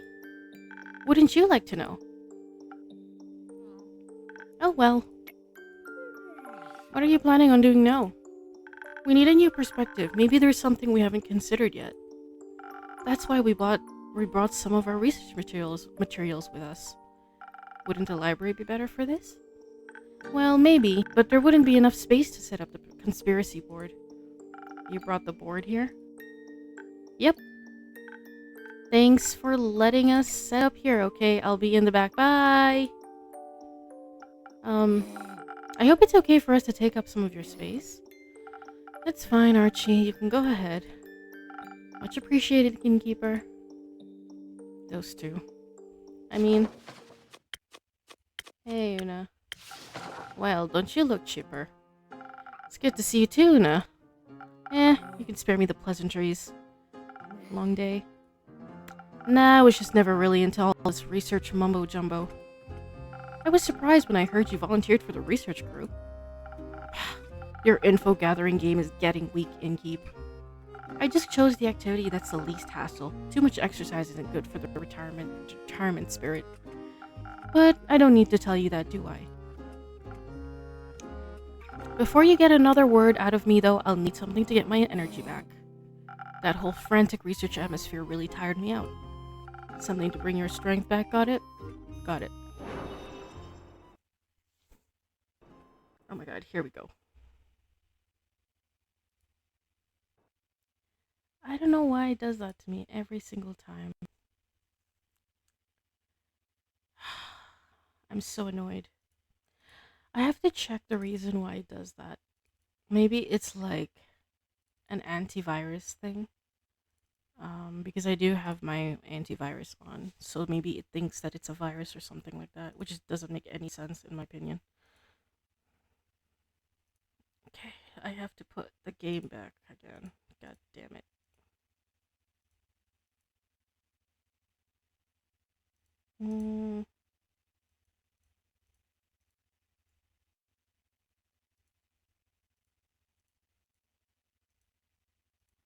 I have to put this. There we go.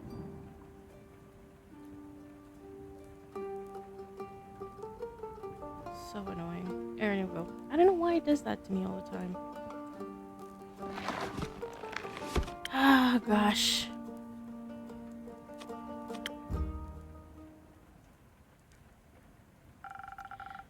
Okay, good. This is where we left off. Jesus Christ. Thank God we didn't have to go too far back. Okay, so she wants something strength, and I think I'm gonna give her Sailor's Courage. So I'm gonna add... no, not this one.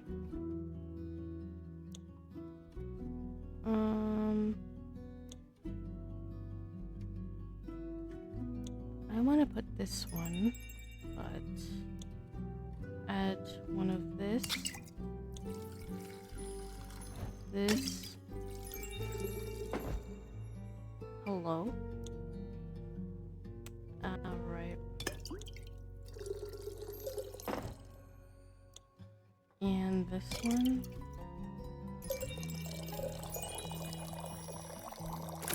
There we go. Good enough.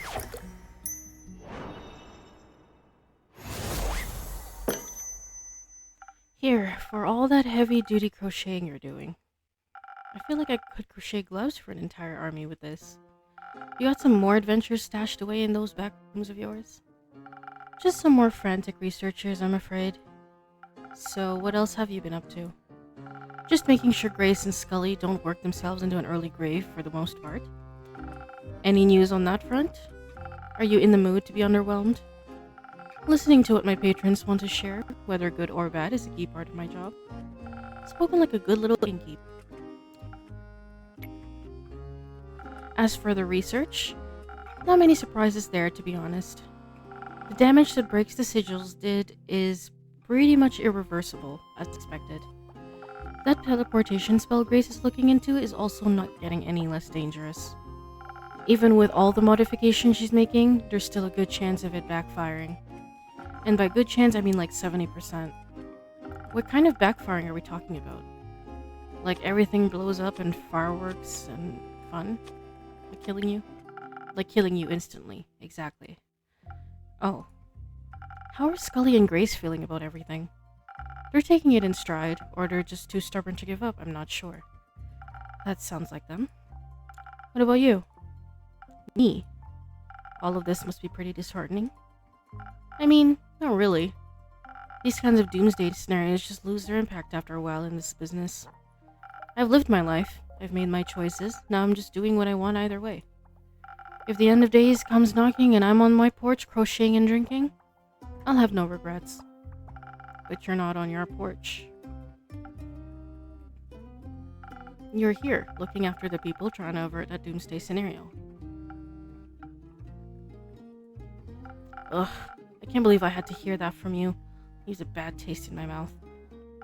I could offer you another drink to wash it down. No thanks.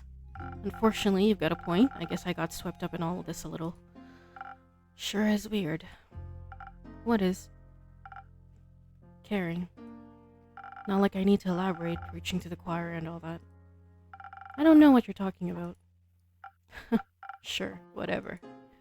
Let me just ask you this. As you are, will you have no regrets when all of this is over? You couldn't just let me have the last word, huh? No way, Inor. I'll leave you to contemplate that, I guess. Are Melly and Archie here? In the back. I'll go see if the young ones need some company.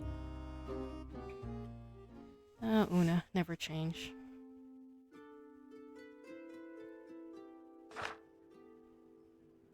Carolyn, Rhea, and Hex, and Baya. They're back from their trip. Greetings, I mean good mythical afternoon adventures.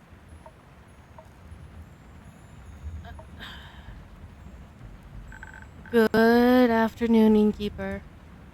Does this afternoon seem mythical to you? It seems wet? Sorry about that, we didn't have much time to dry off before coming here. The floorboards should be able to endure it just this once. It's okay if you want to leave now, Baya. We all made it back safe. Okay. But please keep the blankets. I could make some soup. We should be good for now. Thanks, Baya. Where are you headed, Baya? Swamp. I want to talk to my friends. I see. Goodbye. Let a tree know if you need any more help. I will come. Stay safe, Baya. So, what happened? Spit it out already. You've been chewing on this ever since we escaped from that mountain. It's just... I feel bad, alright? So... Had a good time? Read the room, innkeeper. My apologies. More importantly, have the others come back yet, innkeep? They haven't. It's a waiting game then. Great. My favorite. Alright, innkeep. This is where you come in with a drink. I'm gonna explode if we keep brooding like this. We're not that rogue fellow. And which of my drinks would be of aid? Not sure what could help soften the outcome of our quest, but maybe protection from disappointment, that might do. Certainly. Jeez, must have been really bad. Holy crap. Let me just save. Defense. Yep, that's what I thought too. Defense.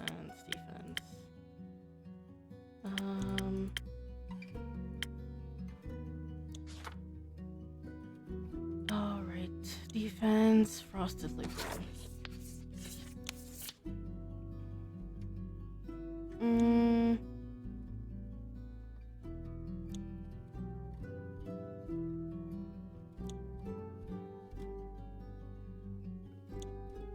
Trying to see.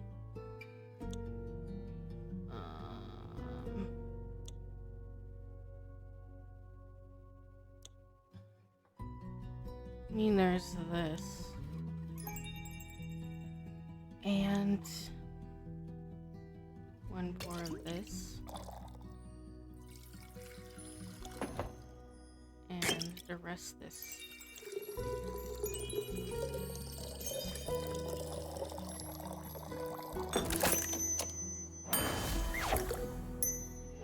Alright. I hope your disappointment will be just as a distant memory after this drink. Thanks, this takes the edge off. Didn't realize my shoulders were so tense this entire time. Can I offer you two a drink as well? I'm fine, for now. Count me in, innkeeper. I don't really want to think about it. But perhaps understanding where we failed wouldn't be a bad idea. I'll see what I can do.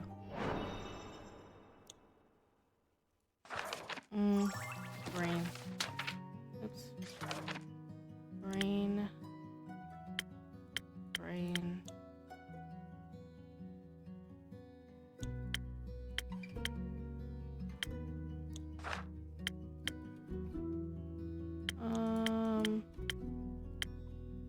Honestly, I'll use this one.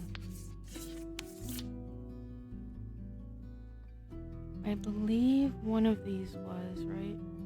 Yeah, this one. One pour of this. And last this.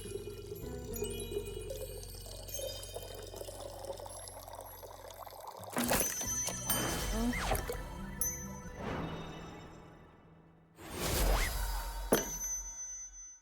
This might be just what you're looking for to understand the meaning of everything. 42. What? Weird. I don't know where that came from. But this is good. My synapses are firing at the speed of light.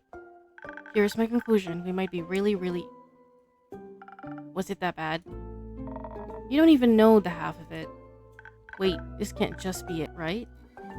Grace and the others should have figured something else by now. You probably already have some quests in store for us for plans C, D, and X. I'm sorry, Hex. Archie and Melly couldn't find any new leads. And Grace and Scully are still at it, but from what I've heard, they haven't found much either. That's... come on, innkeeper, stop joking around. I don't think this is very funny. Neither do I. Then what are we even doing here? What? If the innkeeper doesn't have any quests for us, why are we wasting time here? If you haven't noticed, the world might be ending soon. We failed to create the world-saving weapon. And now we're here to what? Have a nice chat? Oi, you're mighty close to overstepping there, wizard. Well, maybe someone needs to say it instead of just lazing around. Hex, sit your ass down. This is no time to lose your cool. We aren't just here to chat. Information about the group that went to the Twilight Chasm will reach this inn first. At this point, we need to know their fate. It would be foolish to go running around without a plan. So, are we cool? Yeah, we're cool. Good. While we wait for the others, I guess it's time for another story, InnKeeper. I'm looking forward to getting some context. Right. After our chat the other day, Kyle and I went to pick up Hex. We said goodbye to Kyle, he cried, then he left for Morrow Castle. Soon after, Karen and Maya picked us up. They just stepped out of a tree right next to us. Maya was pretty excited to take us to the Highlands. Apparently, she's pen pals with the Yeti, and she's never gotten the opportunity to visit. And then, whoosh. Whoosh? Yep. 1 minute, we're surrounded by nice and lush woods, and then the next, vast mountains. Snow. A lot of snow. You guys suck at descriptions. Our journey to the Highlands was so fast, it's barely noteworthy. It was impressive.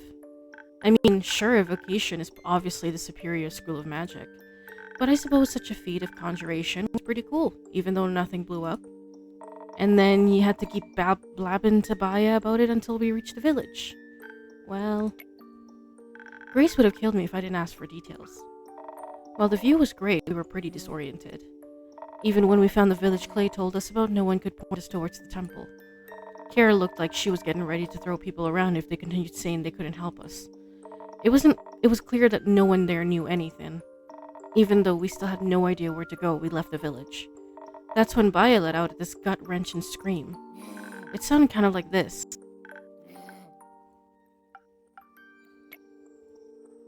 Thanks. I really appreciate you replicating that scream. But why? Hey, you guys insisted I stay to tell the tale. Hey, Melly. Did someone... Oh, hi, Linny. Good to see you, Melly. No one died. Hex just got a little too excited. Whoopsies. I see. Well, make sure not to scream like that anymore. Or no one will know when you really need a detective on the screen. On the scene, sorry. After all, you don't want to be the next boy who cried detective. I'll keep that in mind. I'll go back to the board then.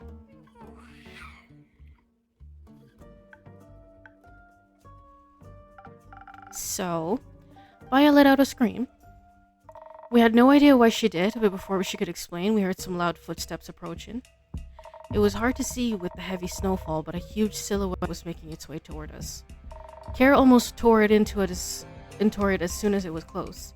But before we knew it, Baya rushed forward. I almost attacked Baya's pen pal. You actually met the abominable Yeti? Really nice fellow. Also pretty good with directions. They pointed us towards the temple. When they did, I noticed their well-crafted ring made of something like opal. Couldn't help but ask them about it. Turns out they got it from the temple. That really got the Yeti talking. We learned a bunch about the temple's jewelry-making business, and about how anyone approaching the stronghold unannounced would be seen as an enemy, which is a horrible way to run a business. The Yeti explained that only a select group of trusted people are allowed on the premises. They didn't want to help us get in, though. Something about getting their jewelry buy-in rights revoked. But at least we knew the way, and soon with that invisibility finally kicking in, we saw it before us. Lo and behold, the Temple of Ur, where the flame of Leviathan is kept. Sounds blasphemous. The trek up there was brutal. It was so much walking. I thought my feet were gonna fall off. It wasn't so bad, really. The winding path looked nice with all that sparkling snow. That's easy for you to say. You just vaulted right over all the rubble. Yes, we did get to the gate eventually. It was closed, of course, a gigantic wet slab of stone in weathered condition. If there's one thing I know about this sort of thing, it's that gates like this one are super inconvenient. Good thing we didn't want to waltz in through the main gate anyways. No, with the invisibility effect from your drink still active, we started to check for any other points of entry. There was so much rubble, we figured there must have been somewhere for us to slip through. Well, there wasn't. And I was already starting to feel this itch of the invisibility wearing off. We were running out of time.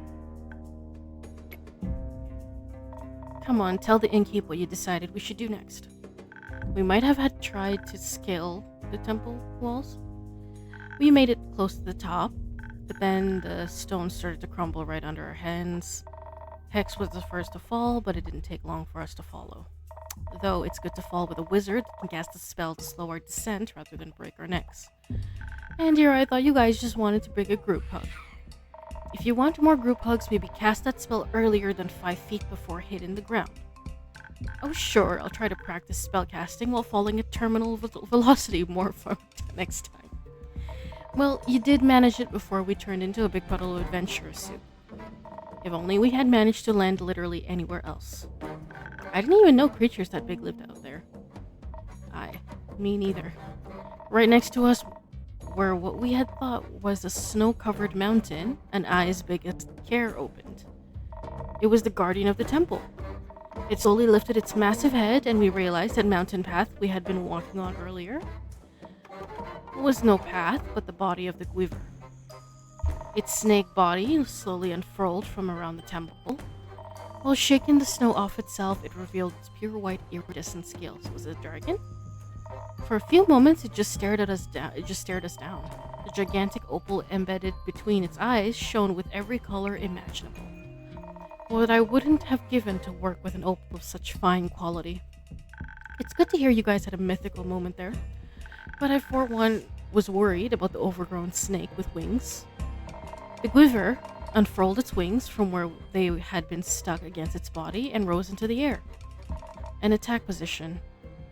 It struck with such speed we only avoided it thanks to Kara's quick reflexes when she pushed us into the snow. All I could think about was that I didn't want to fight it. Not again. When it was getting back into position for another strike, I screamed our intentions out. I couldn't imagine the dragon's guardian would be indifferent to our objective. It didn't seem to care much about it though. Or it didn't hear us. I didn't want to give up. We had to communicate with it in a way that it couldn't ignore. So we choreographed an expressionist dance. No, not really. But that would have been a lot funnier. In any case, instead of trying to fight it, I told the others to get moving and get our message across. By writing it in large letters in the snow. Ever tried to stomp out letters while a giant reptile is stacking you, InnKeeper? Heck of a core workout. I think I developed muscles where no muscles should ever develop. Watch out, you might become the first wizard to complete a push-up. And did it work? The push-up? No, the writing in the snow thing. Wasn't sure at first, but when the attack stopped, I started looking intently at what we had written. Then it launched itself in our direction again, but the ground beneath us started until all of us were suddenly lifted on top of its head. I thought we were ascending to Tuat's realm for a second, not gonna lie. But instead we were just lifted higher and higher into the air, towards the temple. Soon we could see a tower emerging from the temple grounds. The guardian must have understood us after all, because it was taking us to the only place I could have imagined the flame to be. Soon we were close enough for us to jump down from the guardian. And then I saw the altar.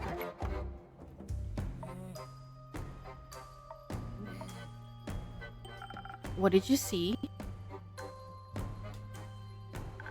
That's the thing. We saw nothing. Nothing. No great flame of Leviathan, just a devastated altar, and an empty basin where the flame should have rested. We were so foolish. The clues were already there when we were approaching.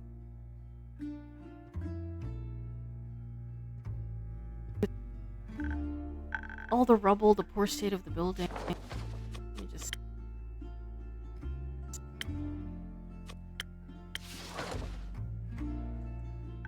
Flame was during the flood, long before we ever set foot in the Highlands. I should have known that an eternal flame was too good to be true. Not even the dragons It's made to last forever in this world. Try something. Okay, give me 1 second. Because, like, this is annoying the shit out of me. Let me just do something because I'm gonna...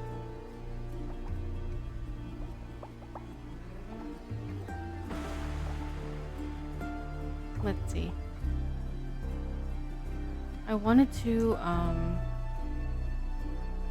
damn it.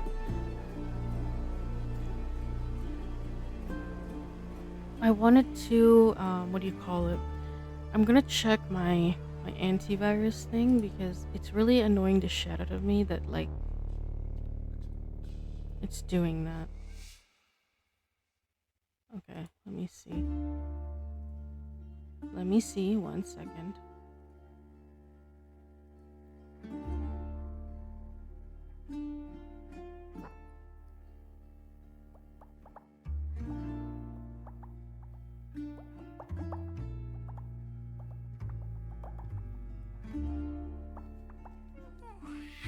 Oh gosh.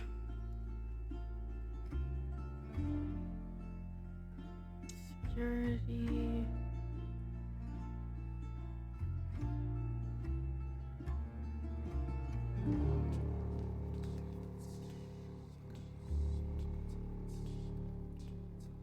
I don't know anymore.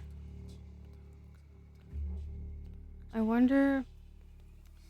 I wish there was a way... I don't know if I can do it, like, now, but...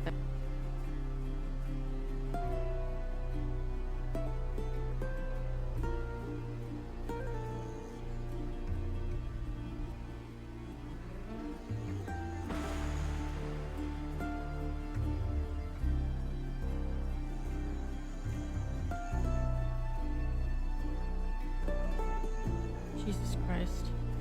I'm trying to, I'm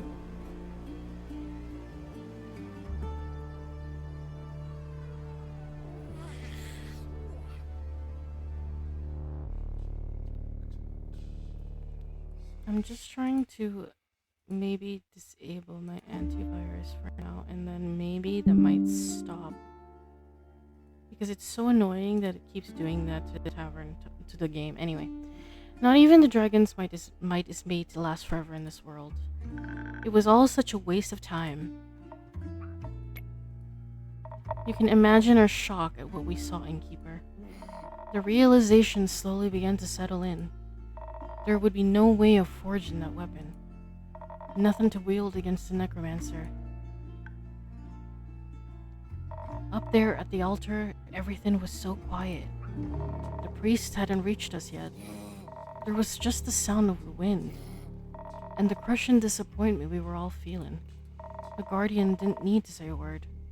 I understood it right either way. Whatever emotions we were feeling, they couldn't compare to the grief of the guardian's eyes. Eventually, we were joined by some of the priests who confirmed that we had already surmised. They lost their main object of worship on the day of the flood. Oh no! At least our disappointment was somewhat softened by the warm meal the priests offered us. I think they felt bad for us. There's community in shared grief. They were pretty interested in that sword of yours as well. Considering everything we've learned the last few days, the might or divinity of it feels hardly noteworthy. I'll cherish it not less. Maybe I'm also just glad it'll remain a memento of my grandma. It was stupid to think I could try to rival her feats.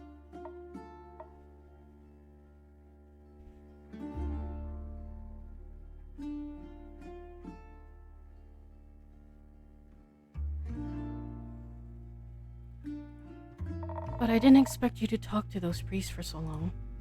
I'd never seen you so forthcoming before, Rhea. Ain't exactly every day you see that kind of smithing mastery on display. The jewelry those priests were decked out in was a wonder to behold. Straight dripping. No. Please don't. Hey, you don't complain when Iniko says it. That level of craftsmanship is to be expected of War's people, I guess. They were really generous as well, practically forced those opals on you. And that blueprint.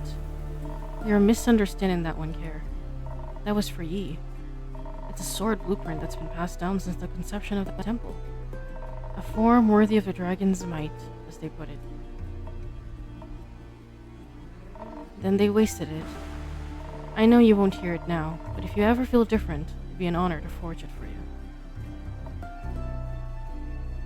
We eventually got ready to head back. I was worried about the lack of trees around us, but Baya seemed unbothered. We headed out to the courtyard, where slowly but surely she grew a whole tree. Its branches were stark white and covered in gleaming leaves. I asked her afterwards what kind of tree it was, but she just replied that it was the dream of the soil. Don't know what that meant. The priest looked very touched by its appearance. But we needed to be on our way, so into the tree we went. We stopped by Baya's and then headed over here. So that's that. Never had such a depressing walk back to the tavern. Oh, quiet your yapping. You were going on and on about this all the way over there, too. That's easy for you to say. After all, you got those gems. Great for your stupid competition. Some of us were a bit put off by the quest failing. Why don't you just come out and say what your problem is? My problem is that you're acting like everything's fine. Oh no, what the fuck is happening? That is not good.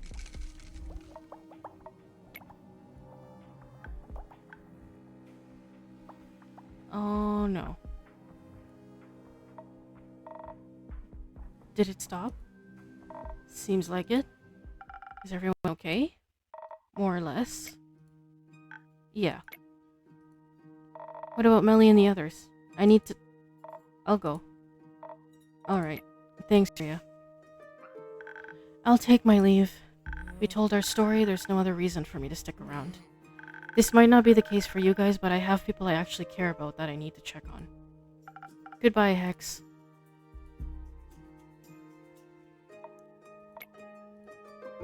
It's getting late. There's always a room for you upstairs if you get tired, Lynn.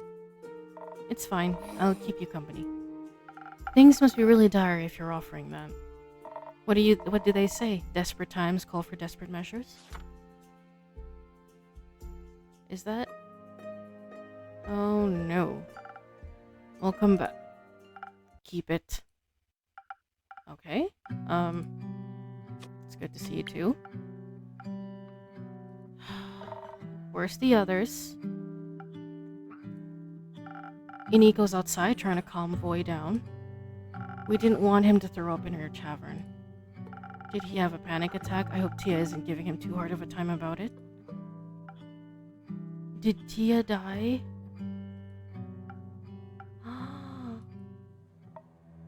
Oh my god.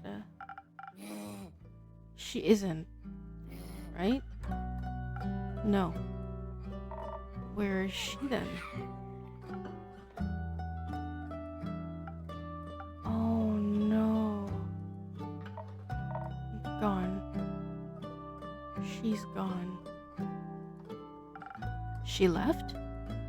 No. She's dead. Tia, you're right. She's way too stubborn to die. Well, she did.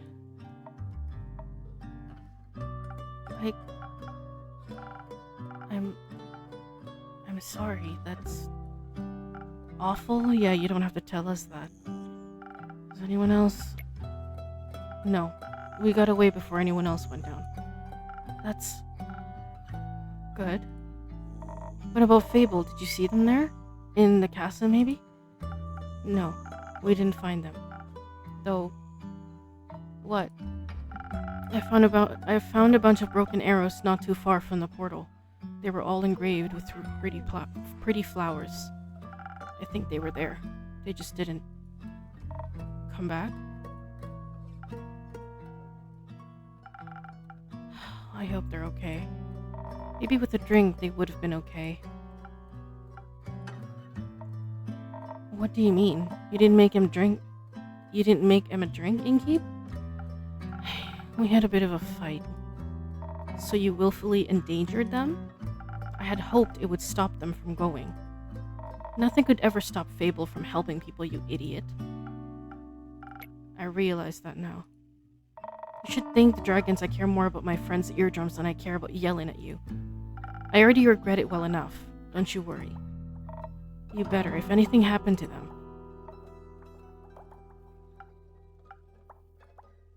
If they end up like Alethea, I know. Me too. We shouldn't have left without her. Her body wasn't exactly cooperative.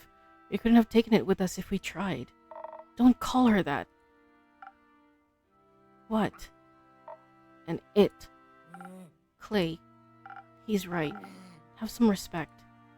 I'm just saying. Well, stop saying it. Alright, you three, calm down. No need to spill more blood. Please, tell us what happened. What does it matter?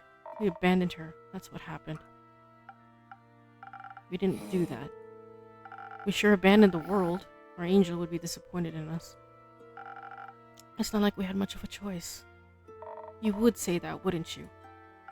What's that supposed to mean? You always run. Of course you wouldn't choose anything else. I ran because I have something to get back to, Clay. So did she. Okay, how about a drink for calming all those nerves? No. Time and place. I'll take one. Need to tell you what happened after all, even though I'd rather wouldn't. Got anything to make it easier? I'm running out of secrets, though. Don't worry, there's no need for trading today. I don't have anything to wash away the regret. But maybe I can get you something to make the words flow easier. Damn, is Tia really dead, though? I don't think so. Oh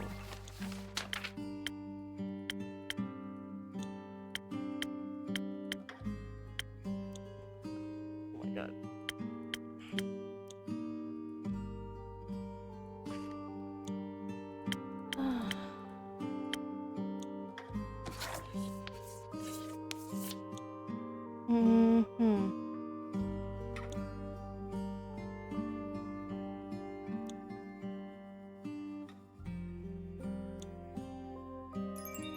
This one. Like this.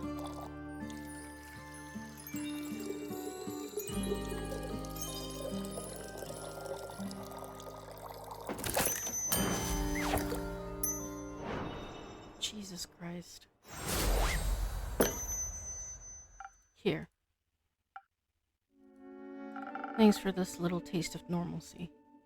So, I don't really know what to ask. Did you stop him? No. Oh. He was faster than us somehow. Melly and Baya drew us a map to the portal so we could get there quickly, but when we arrived, we found a note stapled to a tree. It read, "If you value your lives, go home." He knew you were coming? Apparently, Jade and Tia argued about what to do, but we didn't exactly have a lot of options. So we went after him, right in the Twilight Chasm. It was... calling it the realm of nightmares seems like an understatement in retrospect. Wouldn't have made it without Voy. And Tia's light. We ran into the necromancer on his way back. Didn't even catch him before he got to Ur. He looked unharmed. It's ridiculous how easy it must have been for him. In his hands, he held an axe shaped like a dragon's talon, pulsating with magic energy. It was smaller than I thought it would be. Magic weapons tend to be size adjustable. Oh, right. Maybe we would have stood a chance if we hadn't walked right into a cluster of nightmare creatures. I thought maybe they'd be a good distraction for him too, but the necromancer called on to them for aid in the chasm's tongue. Voy said he promised them freedom and endless nightmares. And just like that, they sided with him and we were up against a necromancer, a god's axe, and a horde of monsters. We thought we were faster than even his new army. So we quickly cornered him and thought we could withstand a fighting chance, but that magic cast some sort of slow spell on us. Not even one round in, and we were reduced to a normal speed.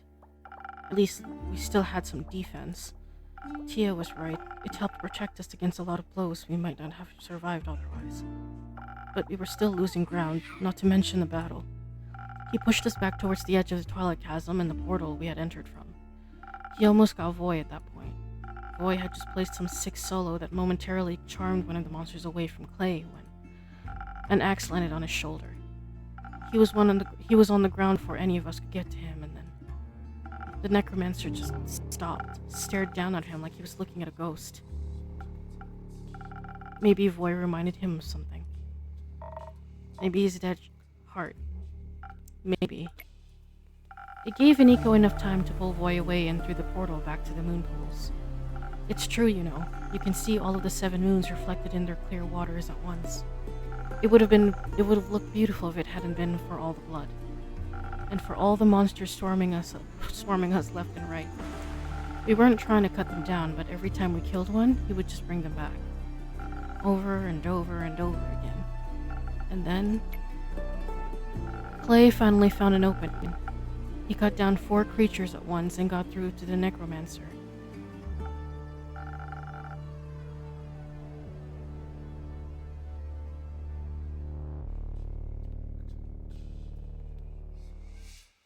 Who was preoccupied with resurrecting a fallen giant. It should have been an easy hit, but Clay got reckless. That's when I saw the necromancer smile, saw him notice Clay approaching. I tried to call out, but I wasn't fast enough. Just when Clay got within reach, the necromancer swung out with his axe and it should have killed me. It should have killed me. I'm glad it didn't. Don't be. The axe hit Tia right in the chest as she shielded Clay with her body. She moved so fast. I think when she saw Clay in danger, she finally managed to break out of the slow spell. I saw she wanted to protect him, so I pushed Clay out of the necromancer's way. And as Tia lay there, her body in the pool of the astral moon's light, he brought the axe down again. You shouldn't have pushed me. She died to save you. I had to honor that.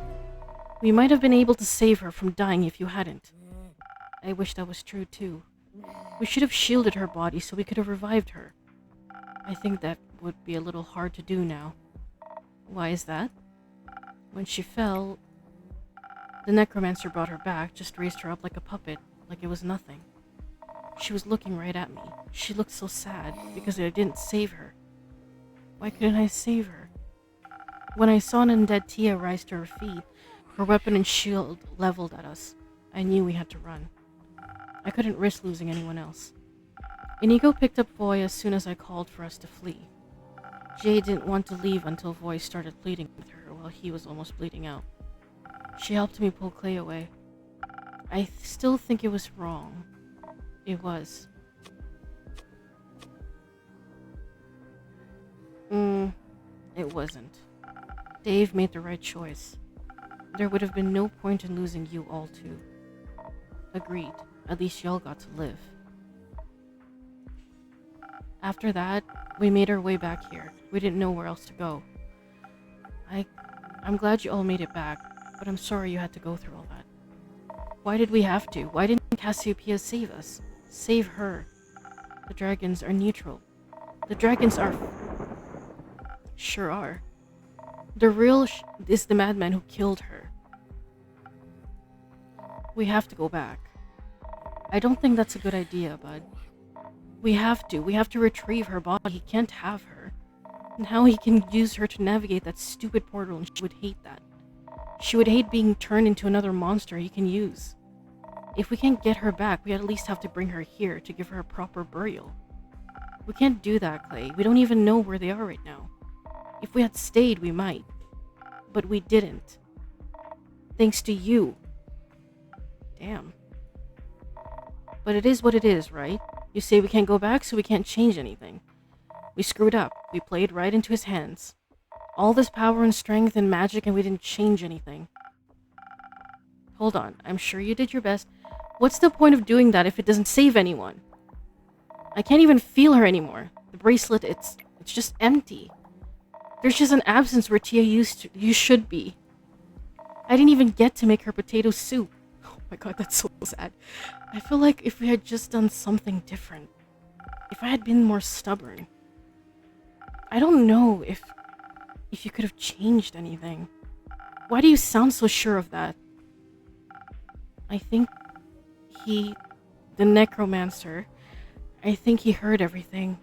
What you planned, I mean. How could that even be possible? After you left, the jackdaw near my window. I think it was a spy, and it heard everything. What? How does that even happen? How did you not notice that? I don't know. I'm sorry. All I'm saying is it's not your fault the plan failed. He outsmarted us. All of us. So there's nothing we could have done? That can't be right. What's the point of all this then? If he knows everything, then you might as well give up. He has Ur's axe, he has an army of nightmare creatures and more. And she's gone. The only person who'd know what to do is gone. And we don't have a magic greatsword either. You've got to be kidding me. Magic flame was put out by the flood. Fuck. So we've lost? It's over? Not yet. He hasn't won yet either. Even if it feels like he has. We're still here, so we can still fight. We can still stand in his way. Hope will only abandon us if we let it. You're right. Us giving up, that's not what she would have wanted. What she would have wanted was to live. To get a chance to be more than some pointless martyr. I want her back. Clay. No. I don't want to hear anything else from you. You didn't even notice a spying bird in your tavern? Or maybe you did, who knows? You're dishonest with us all the time. You don't even really care about any of this. Oh god, that sucks. Of course I care. I care more than you could ever imagine. I wish I could bring her back too, Clay. Well, can you? No. What help are you then? Screw this. I'm done hearing excuses. I'm done pretending we'll make it through this. Clay, please stay.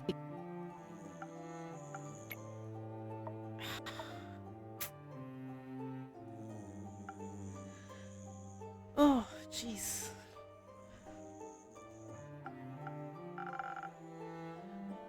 Can I have one of those drinks now? Wanna go after him? If I was him, I'd kill all of us, so... No. What kind of drink do you want? I don't know, something fast maybe? Didn't help with the fight, but might help my stomach. It's worth a shot, I guess. Fuck. There's like so much shit going on. Hold on. Where is this fucking... I felt like reading that part was so heavy though. Jesus Christ. Swift strike. I need to add... I honestly hope Tia can be revived though. But I don't know. I don't know if that's possible. Maybe Quasar can do it? If he has a change of heart though. We don't really know if he'll have a change of heart. Fuck, what kind of spice do I use?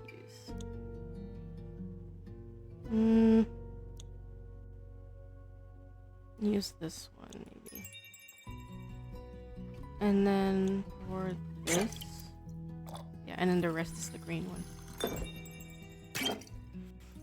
Man, I don't know. I mean, I understand where Clay's anger comes from though. Like, I mean, literally, Tia and Clay were best friends. Like, literally, they just bonded to completion right before this quest. And then she dies. And worst of all, the necromancer literally revives her and using her as a puppet to fight them. So it's kind of like, what the fuck? So I get why he's angry.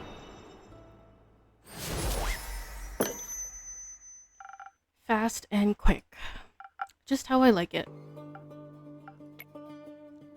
What kind of drinks did she like? Defense all the way. Adds up. Damn. Oh gosh, what the fuck do we do? Act 4. The Wake. The Wheel of Fortune. 34th of the Astral Moon. I gotta save.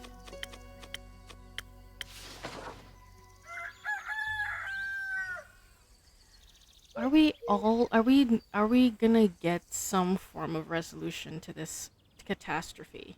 Like, honestly. You're still sad. Someone should go after Clay at some point. We'll need his help. We don't have time to let ourselves fall apart right now. Easy for you to say you weren't there. Carolyn's right. We'll have time to feel defeated once we're dead. Right now, all is not lost. Not yet. Sure, it's just a bit hard to buy this never give up shit right now. If you know how to salvage all of this, feel free to share with the class. I'm serious, I won't even roll my eyes at any heroic speeches right now. Yeah, I figured. So what, do you just want to give up? I don't know. Clay was right, it's getting pretty hard to see the point. That's exactly what got us into this mess to begin with. What? Your failure? No. This shit. Ambivalence. I think you guys need to take a good hard look at reality. I don't like betting on losing horses. Of course, did anyone did enough pro bono today? How much it'll cost to get you interested again?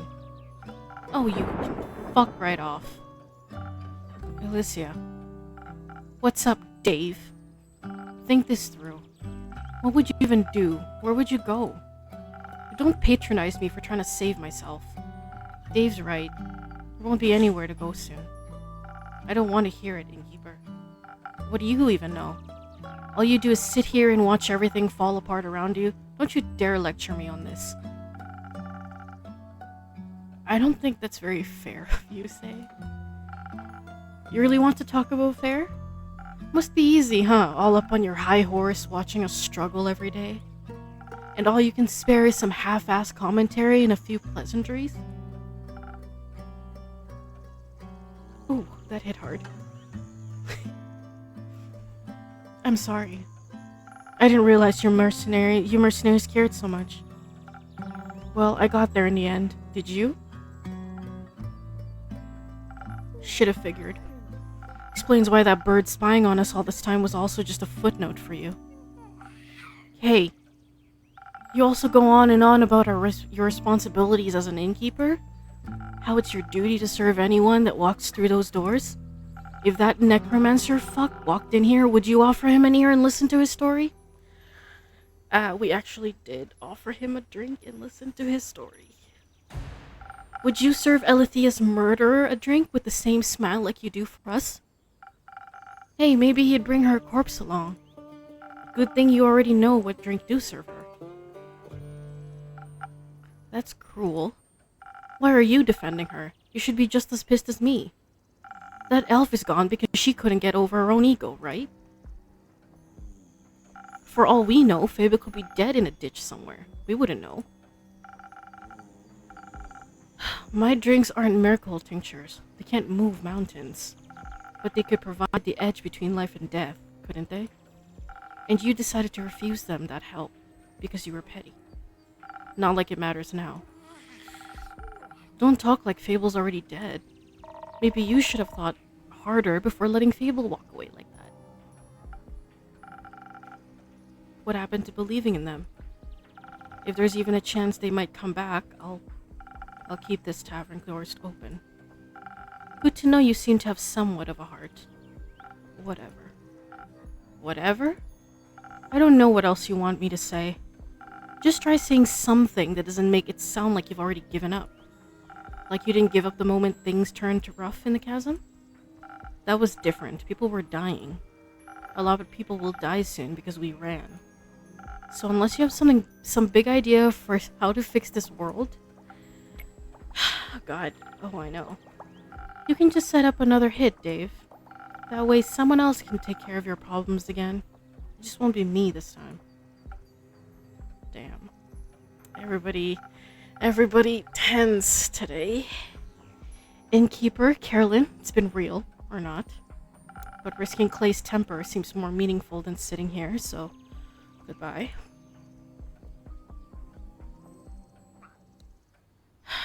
God. She does have a point, doesn't she? I don't know what to do anymore. On our way back from the Highlands, I was thinking I could just go see my family. Would I even reach them before the sun sets for the last time? I could have tried. Instead, I'm here.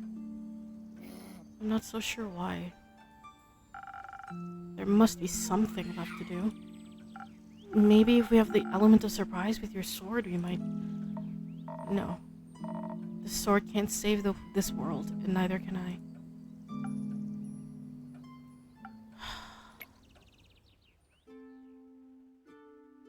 What is this? Guys, oh my god. Fable's back. What the fuck happened to her? Is she good? Am I seeing things? Jesus Christ. Every time my game force closes because of my fucking antivirus. It's so annoying. It's only this game it does that. So I came back to hear you out. And I'm happy I did. Oh god, help me.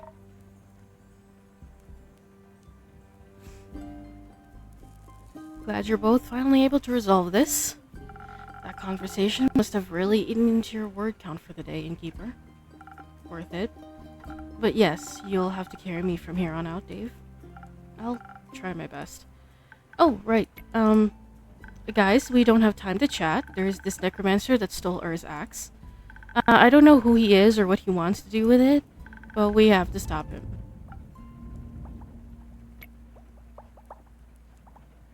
Why are you guys looking at me like that? It might be good to get everyone up to speed. You go first, babe. You got us at the edge of our seats. Well, as you know, I was searching for Melly around the portal to the Twilight Chasm. I couldn't find any clues, not the devastation left behind after the flood. And then thoughts struck me. What if Melly was pulled into the portal by the waves? That would have been a nightmare, literally. And even if I could swear I saw the shadows around the portal moving, or the fact that it's the entrance to the plane called the Nightmare Realm, I couldn't just abandon my friends, so I went through the portal. How did that go for you? To be honest, I barely remember what happened when I first went through. The distorted landscape, the giant and gangly creatures roaming around, my heart was beating out of my chest. All my blood was in my ears again. Eventually, I found an alcove that gave me some shelter, but I just couldn't stop freaking out. In my blind panic, I had run so far away from where I entered that the chance of finding any traces of Melly was almost zero. So what did you do next? I must have fallen asleep. What? Excuse me? Well, all that running and worrying got me so exhausted I must have just passed out. It was weird, falling asleep in such a strange place. I couldn't remember any dreams afterwards, just the sense of disquiet and unease. But when I woke up, the Twilight Chasm looked different to me. It didn't scare me so much anymore. Moreover, I felt almost melancholic as I regarded its deep purple horizons. And suddenly, close to my alcove, where spiky mountains split the sky, I saw entrances to tunnels that hadn't been there before. My curiosity got the better of me, and I ventured inside. The deeper I went, the more I started seeing veins of precious stones lining the walls. And soon the tunnel widened into a huge cave. And I mean it was huge, gigantic. I wasn't even able to see the ceiling anymore. Turns out somehow I had stumbled from the Twilight Chasm into the center of Ur.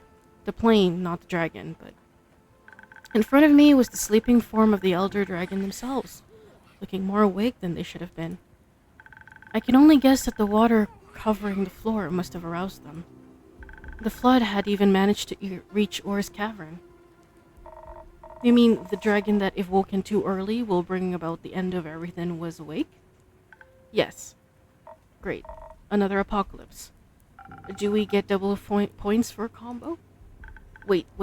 I haven't finished my tale yet. But you're right, it didn't look good, especially when the necromancer appeared. I hid behind a formation of stalagmites as soon as I noticed him. Something about his presence and armor seemed off. He was swallowed by a couple of undead creatures dressed in farmer's clothing. I was still debating whether to reveal myself or not when he began to cast a strange spell. A green mist started to coalesce around Earth's head, and their eyes flew fully open. I was stunned when I saw their gaze. Their presence had suddenly become stifling. Whatever strange visions the mist revealed seemed to enrage them. Their roar must have shaken the whole plane. But while Orr was distracted, the necromancers tried to retrieve their fabled axe wrapped in their tail. It was a gut feeling, but I just couldn't let him take that axe. I had to stop him. But as he took hold of the large weapon, he turned to look right at me. My legs felt like goo. I was shaking so bad it was hard to draw breath. I knew at that moment, should I try to fight him, I would die. It was by pure luck that in that moment, Orr shook off the mist and lunged for the intruder. The undead creatures used their bodies to shield him, shattering upon impact with Orr's claws. While the necromancer cast the same mist spell again, the spell connected with ease, giving him the precious seconds he needed to escape. For a while, nothing happened. There was just silence. I think desperation made me brave or blind to consequences, but I could hesitate no longer. If that necromancer was to use the axe for evil, well, I had the chance to stop him and didn't. So I abandoned my hiding spot and ran towards Orr, begging them for help. You just asked the Elder Dragon for help? Yes, it seemed like my only option at the time. How did they answer? Hi, Star, welcome back. With a riddle. It went something like this. Gems and jewels I create, yet my most precious treasure I still await. Sought by many, found by the lucky, it blessed the oldest and youngest before it struck me. No mortal stands against it, an immortal's delight. So close to death, unseeing you find. What little mortal do I seek? That's easy, I already figured it out. I've always loved riddles. Can't relate. I appreciate their lyricism. To be honest, I could barely think past all the emotions warring within me. And so I just said the first thing on my mind. I told him how much I didn't want to answer a riddle just then. Saving people shouldn't depend on getting a riddle right. And if Orr wanted something in the first place, maybe they shouldn't speak in riddles and communicate clearly instead. Wow. You said that to their face? I got caught up in the moment. It seemed to surprise them, judging by the rumbling chuckle they let out. Eventually, Orr told me that all they wanted to do was fall back asleep. So I pulled out my lute and played Orr, the Elder Dragon, a lullaby. Just as I could see their eyes starting to droop, they lifted one gigantic talon to my forehead. A strange heat ran through my body, and a floating orb of blinding blue fire appeared in front of me. It was so warm and kind. It tickled my nose, and when I couldn't hold in my laughter any longer, I accidentally ate it? Before I could panic without wasting Orr's gift, their gaze let me know that everything was fine. That their flame would stay with me from then on, and that this strength was their boon to me, to this world. The makeover was included, I guess. And that's all there is to it, really. I think that was plenty. York? That's astonishing. Oh, Dave fell in love again. It's not like I did anything special. Anyone in my position would have done the same. No, I think this has fable written all over it. I did forget to bring a cool trinket back for you. I think you brought back something a lot more important. Hope. Oh. Elfie, are you saying you can actually produce dragon fire now? What the fuck, Elfie? Elfie's OP. Jesus Christ. I think so. I practiced recreating the orb on the way here, but I still have a long way to go. Huh. Give me a second. Just wanted to check something here. Am I still... Okay, yeah, we're fine. I feel like I'm missing some context here. Later, I need to go get Ria right now. That was fast. Can't blame her. Hey, Ria. I heard you might have some dragon fire from a sword.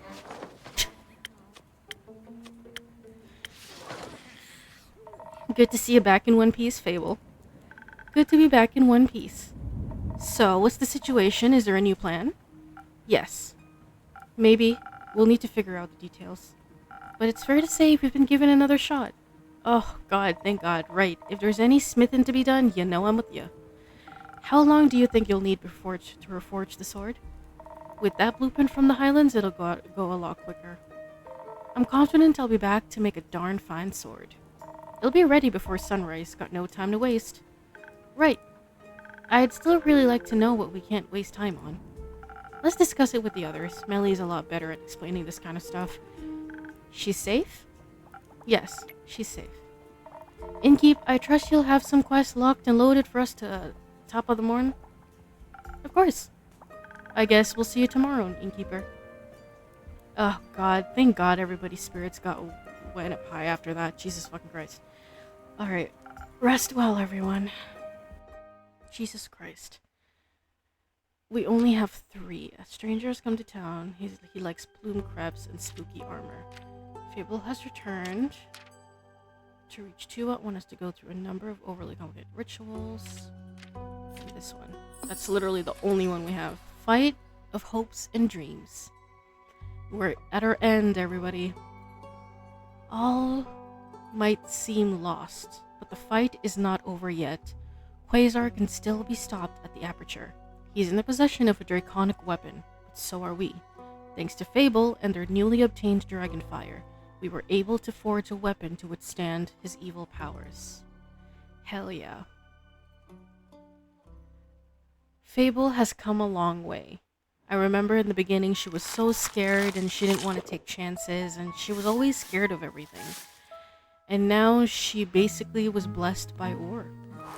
Damn. So what is she, half elf, half dragon now? She's a dragon elf? Save. Act 4, The Wake. House of Hope, 35th of the Astral Moon. Oh God.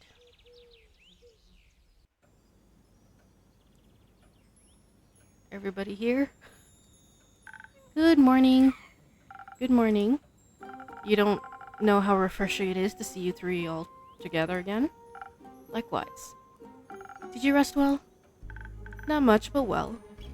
We wanted to spend the whole night planning while Ria worked on the sword, but Una forced us to sleep.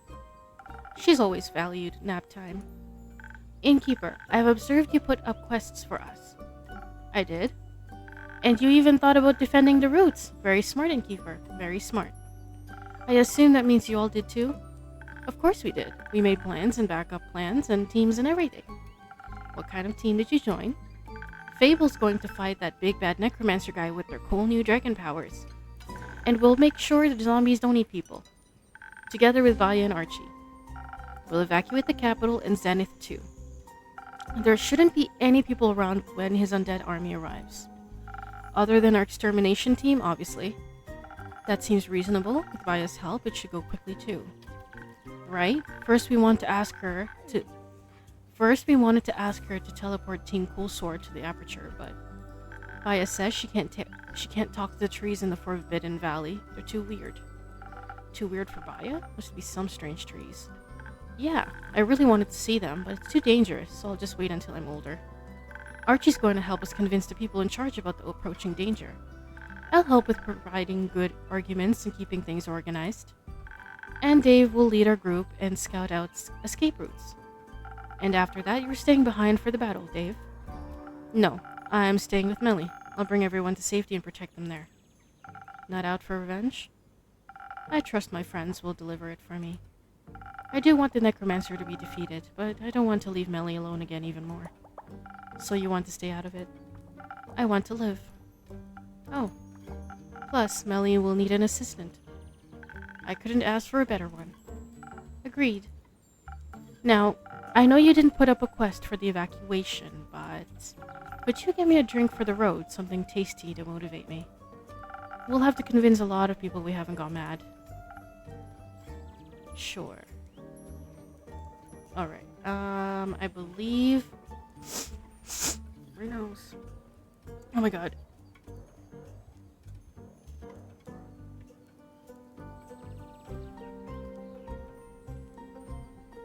What secret do you have for me this time? A really big one. What could possibly this still surprise me now? My real name.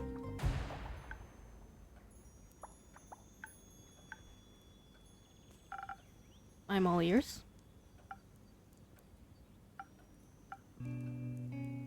It's Neil. Neil Broom. It's a stupid name, I know, but I think I'm done pretending to be someone else. So Neil it is. I love it. Neil, it's cute. Can I give you a nickname? Neely? Neilchen? Nelly? Like Melly, but like with an N? Neil is fine, I think. Neil. It suits you really well. Thank you, Fable. Such a nice name definitely earns you a drink. I was hoping you'd say that. Thank you for helping me be myself. I wouldn't have it any other way. I'll make sure Neil is just as charming as Zephyr or Malachite or John Nen. I appreciate it. No. I'm really glad. I think everybody's, like, matured so much. It's like, you know, when a parent watches their child, like, grow up and mature. It's so, like, it's so heartwarming to see, honestly. Alright, we need to get this one, Spoken Heart. I think same as before. And just this.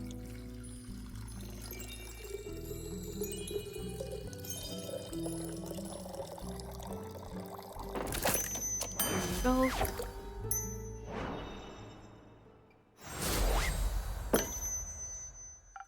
Some additional charm, not that you need it. This is delicious, thank you. I hope this will make me more bearable to the townsfolk. I find you plenty bearable. Thanks. InnKeeper.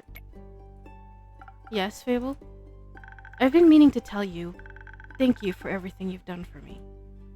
Without you pushing me to go on that werewolf quest, I wouldn't have gained the confidence to face Or. You're one of the best friends I've ever had.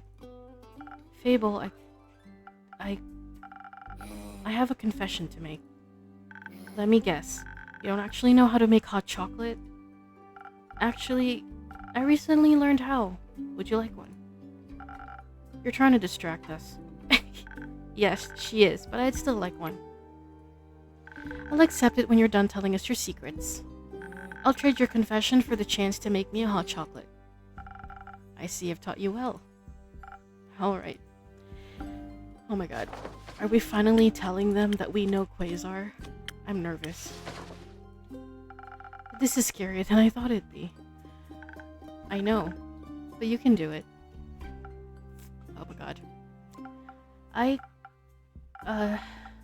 That crazy necromancer? The truth is I know him pretty well. He's my former best friend.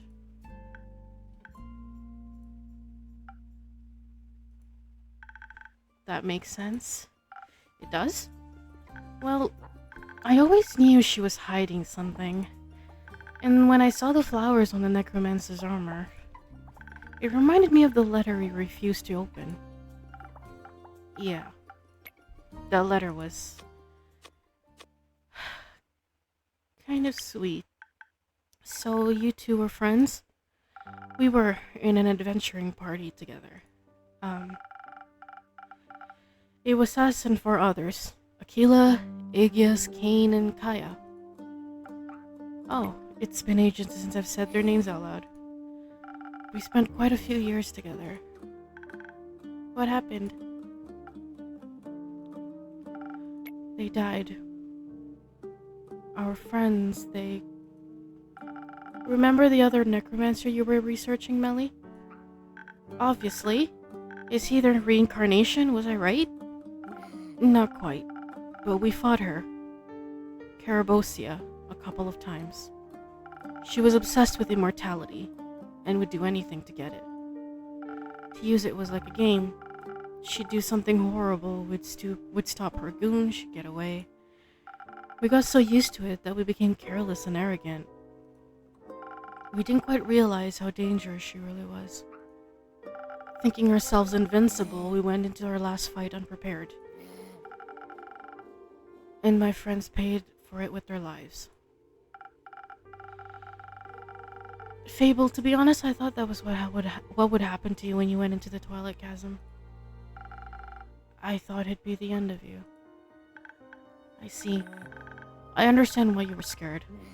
I just wish you would have told me. Me too. When we fought her, they all went down so quickly. Akila got mind-controlled and struck down Kane. Kaya went down trying to heal Aegis. We tried so hard to keep fighting despite it all, to not give up, and then suddenly, they were all gone. And it was only me and Quasar. Quasar? Is that his name? Yes. Quasar Duskbringer. Is that his real name?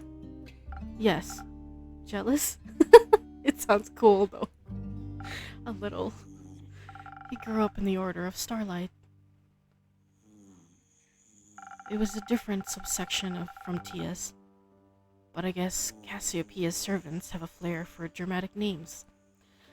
We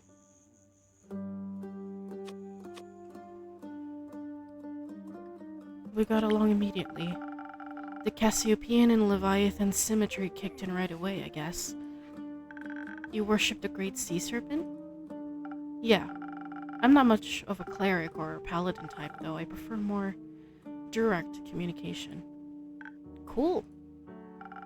We both had a lot of similar practices our party members found weird and off-putting. It was fun. But the other necromancer, Carabosia, that one, she died, right? So you defeated her after all? No.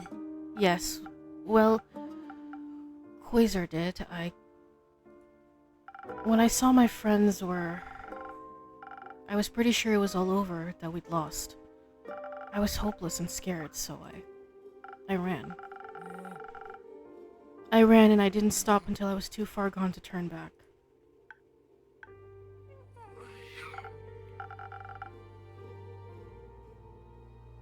I get that. Running's pretty easy when you're scared. And that must have been really scary to lose your friends like that. It was, but it wasn't right to leave them behind.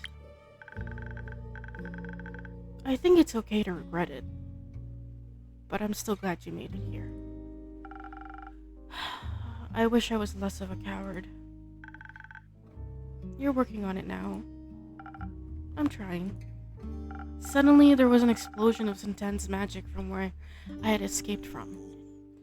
I'm pretty sure he used a soul shatter spell to defeat her. That sounds shattering. Like something Hex would use. We stole it from a mad wizard back in the day.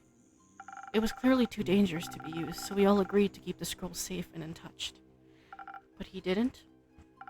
We didn't. We both wanted to study it, despite the warnings. And while the others were partying or getting into tavern brawls or petting where else, we studied a scroll that could rip souls asunder. I don't think either of us ever planned on using it, but we were young and curious. The allure of powerful magic is a difficult one to ignore. I think when I escaped and he refused to run with no other options left, he used it against her. And it shattered Carabosia's soul. It clearly won him the fight, but it didn't bring them back. How have we never heard of any of this? You have, in a way. It happened 30 years ago? Yes. I was wondering why he opened the first sigil 30 years ago and then waited so long for the others. I guess it was an accident. Opening the portals, I mean. That's what it did, right? With her soul? Turn it into a portal? I think so, yes. And now he wants to bring your friends back. We can all relate to that right now. There's nothing I wouldn't give to see them again. My old friends and Tia too, but the past has already happened and I can't change it, no matter how much I want to. I want to honor the love they taught me, the ways they changed me, and the life I still get to live. They're worth so much more than only remembering the worst things that ever happened to them. And I don't want to destroy myself any more than my cowardice already did.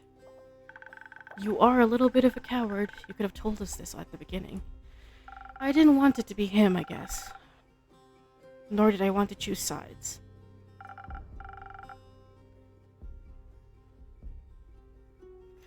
He's still my friend even after all he's done.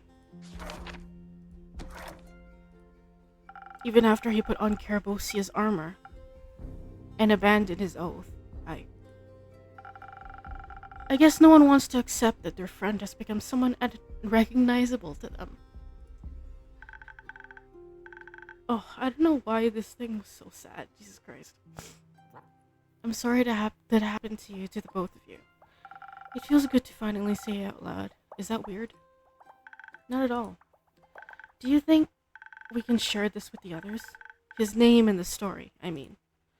If you want to, I fear Lynn will crush me, though. I'll put in a good word for you. Do you hate me now? Of course not. You're a friend. Our occasionally stupid, shady, and sad friend, but our friend nonetheless. And Quasar is your friend. I also wouldn't know what to do if I had to fight against my friends. I'd like to think I wouldn't want to hurt them either. But you really do have to start taking your own advice. So I've heard. Thank you, Fable. You really are my favorite regular. Good, because you're my favorite innkeeper. So, don't go anywhere, okay? Not this time, I promise. Do I get hot chocolate now, or are we going to be sad for another hour? I fucking love Melly, man. I'll get your hot chocolate. Thank you for being patient. Man, that was heavy. I didn't expect to cry for a tavern talk. Jesus Christ. Alright, I need to fucking make hot chocolate for this girl. Jesus Christ, girl. Stop crying. This fucking story is like messing with me right now. Okay, anyway. I need to add... What the fuck was I doing?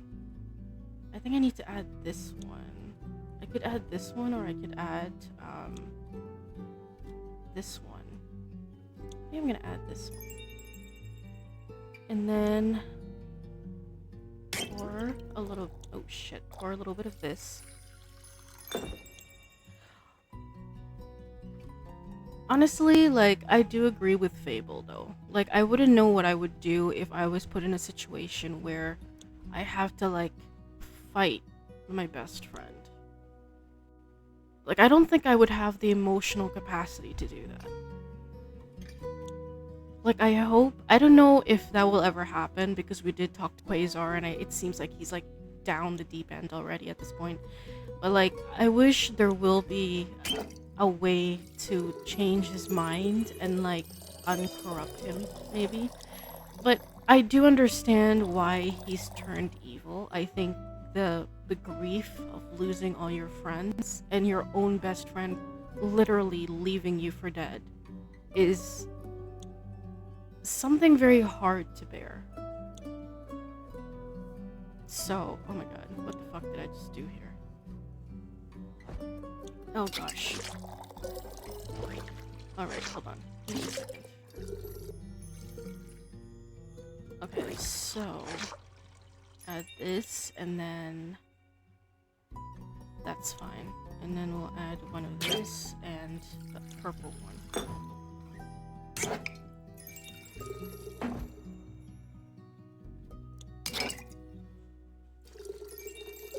So yeah, like, I think in general,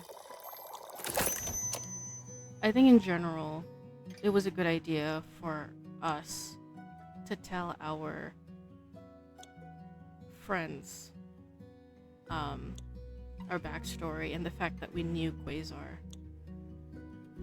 It's so funny that, Neil got jealous of his name though, but it does sound like a very cool name. Quasar Duskbringer. Jesus Christ, that sounds such a cool name. Imagine that being your real name. Jesus Christ.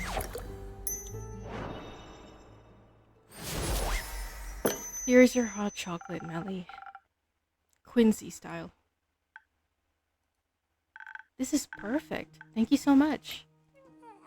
No zombie shall stand a chance against my chocolatey veins.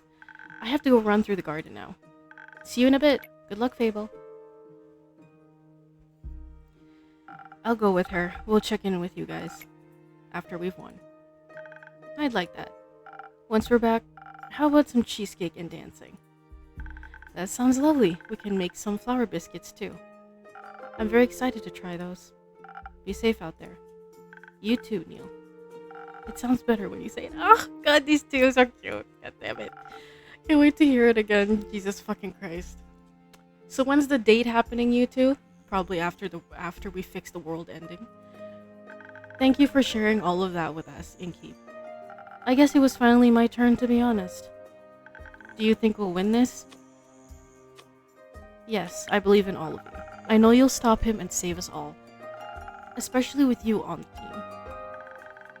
You're a really good cheerleader. I know. And even if you don't come back, I'm still glad I got to spend all this time with you. I wouldn't trade it for the world. Me neither, InnKeeper. But don't say goodbye just yet. I'm still coming back to pick up that quest. I need to check in with the others first, though. I figured. Thank you for everything, Fable. I couldn't have wished for a better person to share my adventures with. I'll be back in a bit. Be patient. I'll try my best. Oh, God.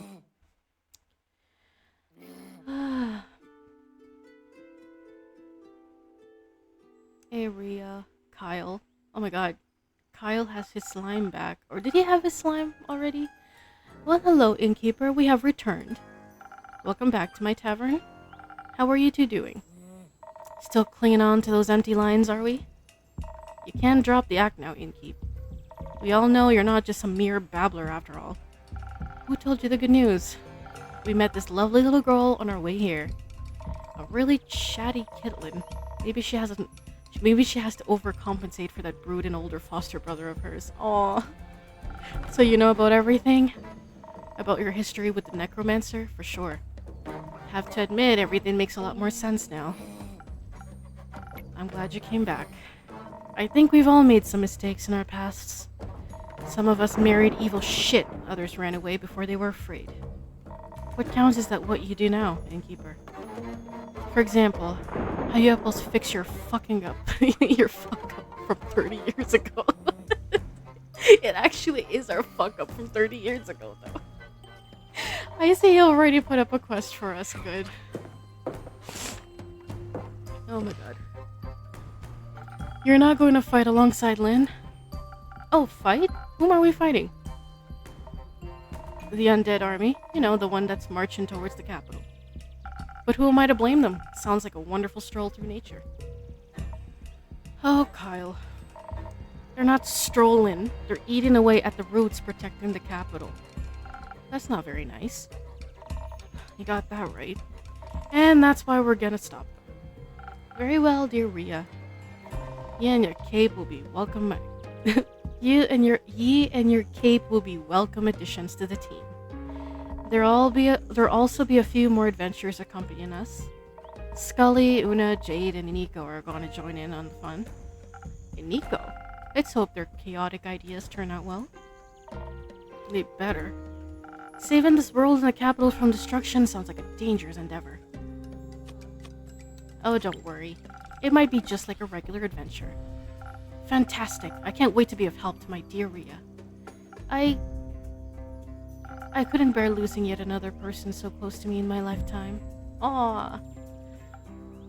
I know that feeling all too well. Will you both stop worrying before anything bad has even happened yet? That reminds me, did this sword turn out well? Ha, excuse me for bragging, but it turned out spectacular. I was able to craft a flawless weapon, so deadly yet beautiful. Kara's Baba really passed an astonishing sword onto her. With the quivers, opals, and the blueprint those priests gave us, it's my best work to date.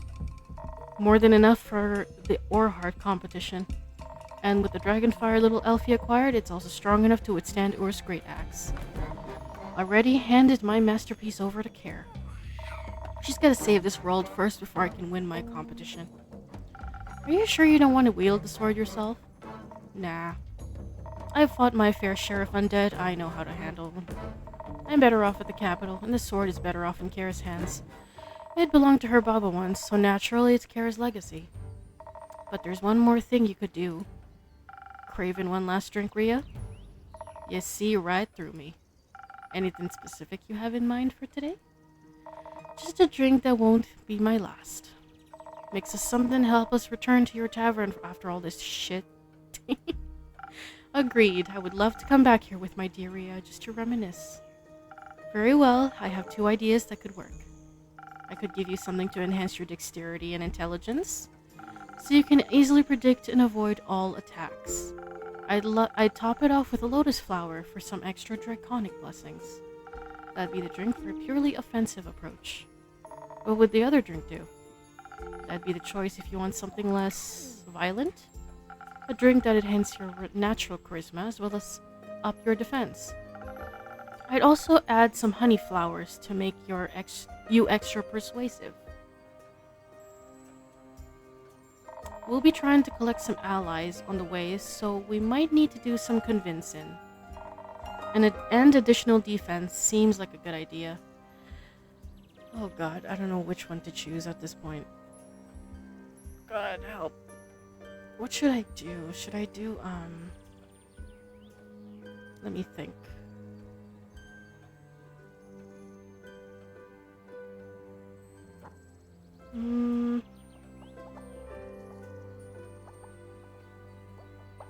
Ow, my fucking arm. I'm trying to think which one would be better, because I don't want to choose something wrong, and then it ends up all fucking up. I don't think we'll have a bad ending, but you never know, right? You never know. So better to just be sure will be a good option for them.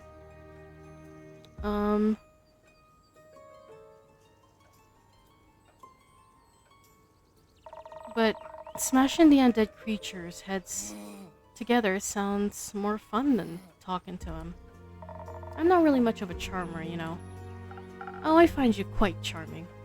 Oh, shush. And we also have Lady Evelyn on our side. She definitely knows how to get a dead heart beating again. I'm speaking from my own experience here. Your ex-wife will be joining us? Absolutely. That's an unexpected turn of events. So she's okay? Of course she is. That's a relief. Did you two talk it out? Did, and while there's still a long way to go, we started to reconcile. I'll tell you all about it after we prevent a world calamity. I'm counting on you. I suppose having a powerful vampire countess on our side isn't entirely bad. But now, what about my drink? Have you decided on one yet? No. Both sound reasonable to me. I'll leave it up to you. Charm or violence? What will it be? You better choose wisely. Thank you. That's one that's only mildly threatening. Alright, which one should we choose for them? Oh god. Before we do that, let me just check.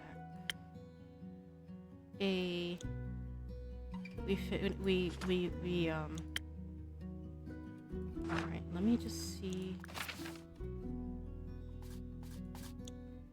Okay, yeah. I know, it's, I just wanted to,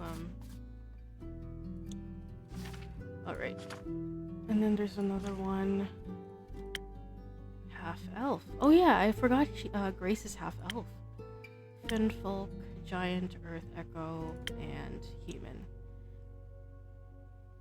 Oh, god. Oh, wait. Alright. What do we do with this? What kind of drink should we give them, though?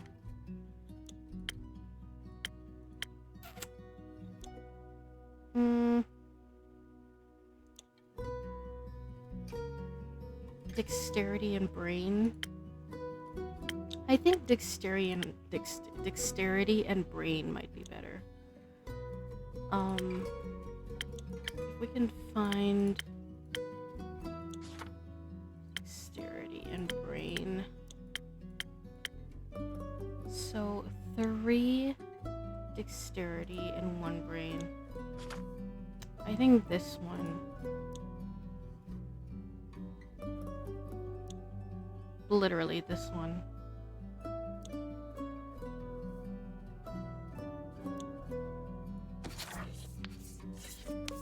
Okay.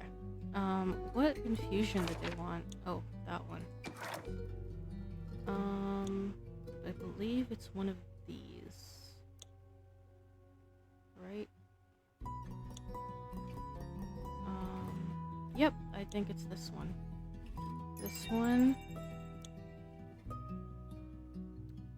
Okay. So this is the infusion, so we need to use something with...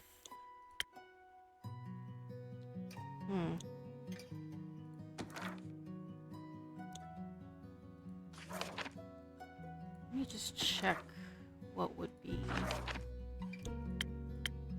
I'm trying to see what would be a good fit.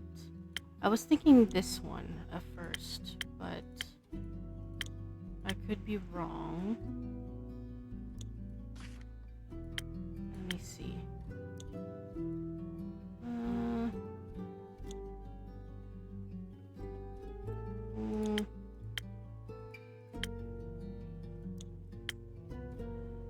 This one be one?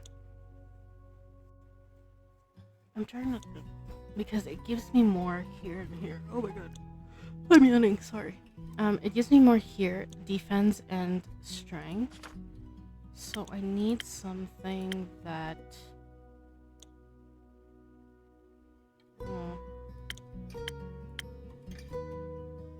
There's this one, Peak Sunrise. Use this one.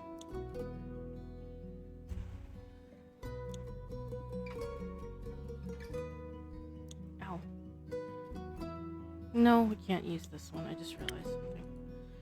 Alright, I have to check what to do about this part. The only ones that is good options is this one, which is the Swift Strike, and Hot Chocolate, and Last Whisper.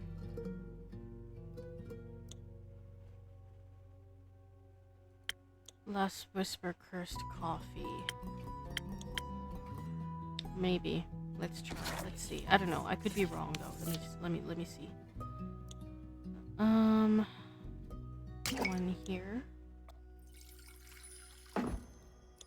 And then the rest here. Actually, no, it works.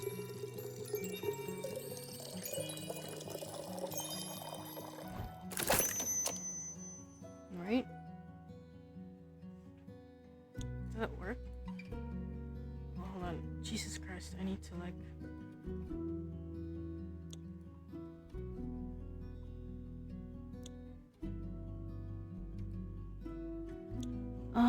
What do I do?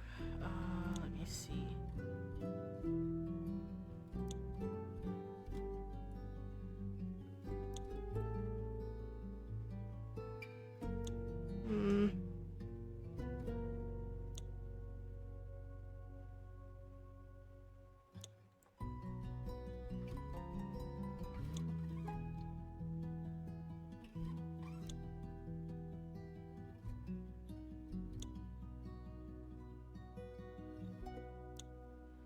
What do I do?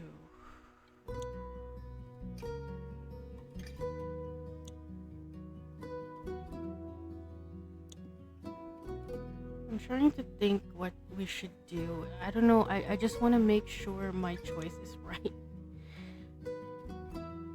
Oh my god, my nose. Hold on. But honestly though, I don't know.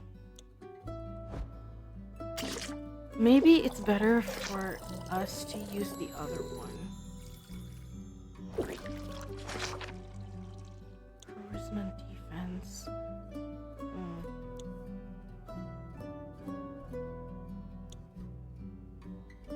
I'm thinking, should we do charisma defense or...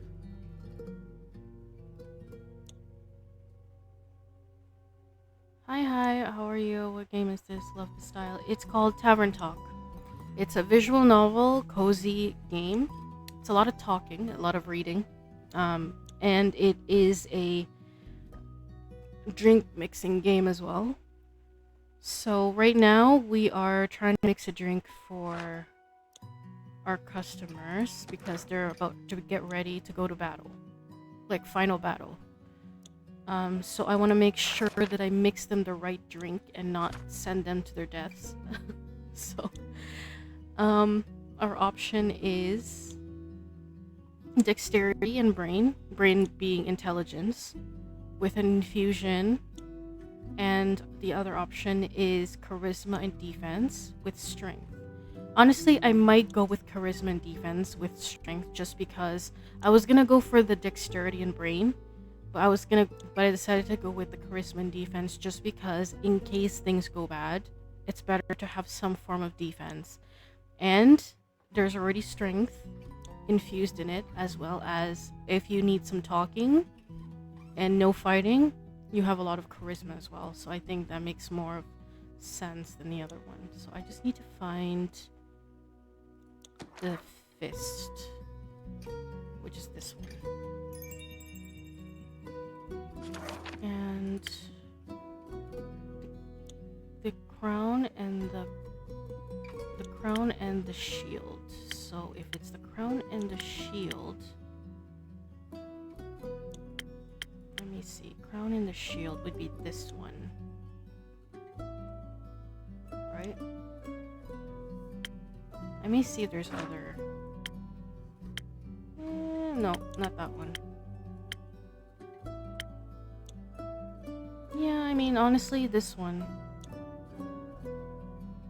With a little bit of strength. I'm just trying to think. This one?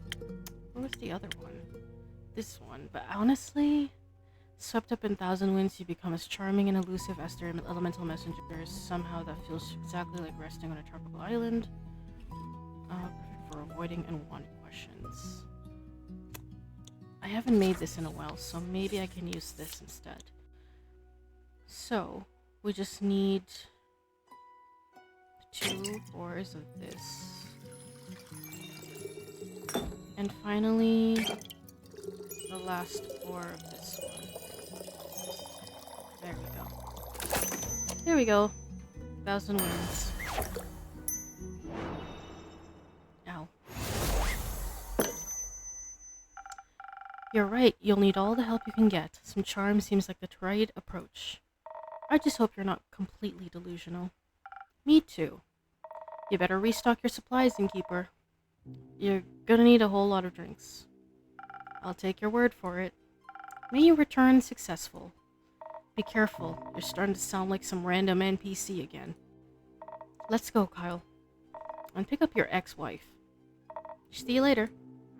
You can tell Rhea likes Kyle, though, that way, because when Kyle mentions his ex-wife, or she mentions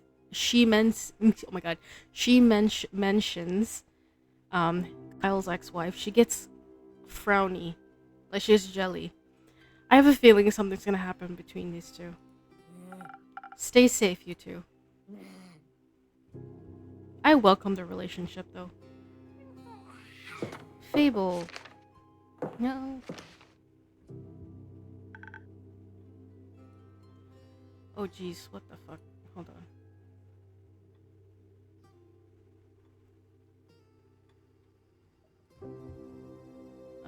Let me just use this thing. Lucy, some romance. Yep. I've seen some subtle romances between certain characters, such as Fable. Her romance with Neil is very, very, very cute. Like her being bright and him having like a very dark, aloof, personality is so cute.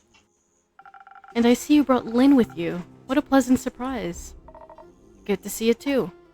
We're taking this quest if you couldn't tell. I guessed as much. You're not going alone, I hope. Of course not. We're just waiting for the others. Voy, Hex, and Grace will be joining us. We're keeping the team small because it'll probably be really hard to get there. But I think Carolyn could probably defeat him all by herself anyway. I don't know. I think I work better on a team. I think we all work better when we don't have to go through terrifying experiences on our own. All part of the human experience, I suppose. No philosophizing before a big quest, please. But I love oh my god, I can't even talk. But I love my philosophizing. We know. Are you scared and excited? Yeah, both. But it's not the worst combo. We're excited for an epic fight and scared because we care about this world and each other. That seems like a good thing. I guess if I didn't care, I wouldn't feel so worried about all of you either. Good to be worried then, in a way. Though I could do without this feeling of ants running around in my stomach. Me too, but I'm glad you care. Would you say I care, Lynn? That joke is so bad. Why did I say that? Okay, sorry. That new sword of yours, Lynn, does it have any appropriately epic name? I asked Ria that too. She told me to name it. And? Lynn panicked. Said it's just a great sword. So now its name is just a great sword. Very creative? Luckily, the most commonly translated name for Aur's Great Axe is just a Great Axe. So Carolyn's fits right in with the naming convention. I knew that, of course. Of course. So you've got just a great sword, unexplored, dragon power is a quest. All that's missing is a drink. A drink. It would be foolish for me to let you walk out of here without any help again. A little. I mean, you are a little bit of a fool either way. Don't think I'll just forget about whatever you and that Quasar guy got going on. So just a little context. The bad guy that they're trying to kill was my best friend. So, yeah. We have history with the villain. And this villain is trying to destroy the world. So, yeah. We'll for sure be talking about that once we stopped him. That's fair. Yeah, it's very sad. Basically, us as the tavern keeper, we're very sad because once upon a time, but it wasn't really his fault. He turned really, honestly, I feel like it was also our fault because we were fighting. Okay, so the context with the story between that villain and my character in the story is that we were an adventuring party, right? It was like a group of us. And we were fighting this necromancer, this lady, and we got a little bit too in over our heads because we got used to the fight. And we went in there without basically planning anything or being prepared. And every one of our friends died. Except for the villain, which is named Quasar, and us, which is the main character, the tavern keeper. And the tavern keeper, the reason why we're alive is because we turned tail and ran away from the fight. Quasar used forbidden magic to kill that necromancer. And now he is hellbent on trying to revive all of our friends. And he's immensely angry at me, my character in the story, because we abandoned him in the fight. And when he needed us most, we weren't there. So, yeah, that is the backstory of that. Now he wants to destroy the world in order to revive our friends. And our customers / our friends just found out who we really are. So, and what our backstory is with the villain. Yeah, that's what I said too, is like, I honestly side with him just because I do understand how he feels. It's like, if you lost all your friends, and imagine, like, this is based off of, like, adventuring parties, like, fantasy adventuring parties. Like, you've been with each other for years, right? Like, it's like your family. And then you lose everyone. And the one friend, your best friend, not just any friend, it was we were literally best friends. That villain and my character were best friends. Literally turned coward and ran. And when he was in need of help, we weren't there. So at this point, but you know what? Our character is feeling remorseful. So No, I guess we all have people we're scared to talk about. But you were right. The past always comes back to haunt us, whether werewolf or necromancer. I can handle the past as long as you guys promise to haunt me for a long while too. We'll give it our best. So Fable, what drink should she get you? Well, I think I should play to my strengths, but I'm not sure which one I should focus on. On the one hand, dexterity will make me swifter with a bow, and it always helps to be fast and evasive. On the other hand, Voy has been teaching me how to combine magic and music to support people. And I think a powerful pep talk or healing word can go a long way, so charisma could work too. InnKeeper, I'll leave the choice up to you. Honestly, I don't think there's a right or wrong answer here. I like both of these sides of myself. Just make me your favorite charisma drink or your favorite dexterity drink. A favorite drink for a favorite customer coming right up. I think, as she mentioned, it is better to play for her strengths than her weakness. Not that it's her weakness, but I think she's already very strong with dexterity, and she uses a bow. So it wouldn't make sense to use her strength. So I'm gonna give her dexterity, which is the wings. We don't seem to need to add anything though. Yeah. Yeah. Oh, yeah. So, I need to make her... Is that the only one we have? I mean, we can use Swift Strike as well. I'm just trying to see. We can use this one. Hot chocolate or Swift Strike works well.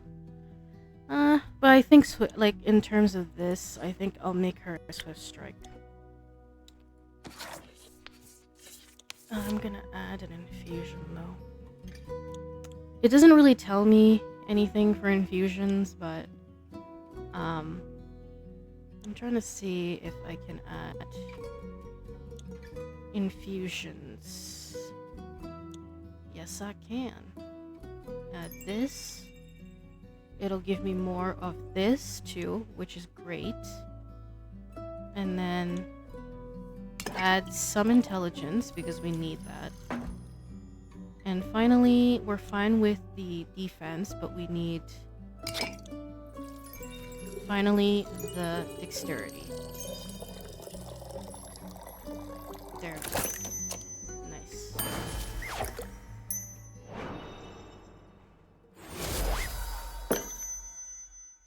Fighting skills could really come in handy for this. And speed too, that way you can always run. Huh. Thank you, I feel fast and ready for battle now. Maybe I'll even have time to pick up some new ingredients for you on the way back. Focus on getting yourself back first. I'll think about writing up a fresh grocery quest later. So, does your ex-paladin have any weaknesses? He's ticklish. Honestly, I think his devotion. He's very devoted to his friends. Like, if he wasn't devoted to his friends, he wouldn't be doing this, honestly. He'd do anything to get what he wants. He'd do anything for them. That makes him reckless and easy to manipulate. He'd sacrifice himself before he'd give them up. I hope you'll go in more clear-headed. Oh jeez, my cat just dropped my mug. Sorry about that. Either way, best of luck. Thank you. Hope you don't mind me kicking your friend's ass. Try to be kind. He's still my friend. I won't be doing that. Fair enough. Do you mind if we wait here for the others? Not at all. Grab yourself a table and some, I still don't have any snacks, actually. Don't worry, I brought biscuits. Well, Fable being the mother hen. Well then, have some biscuits. I'll set up a table. Gosh. Why don't you sell cookies? I was never good at baking. Maybe you should. Hey, Clay.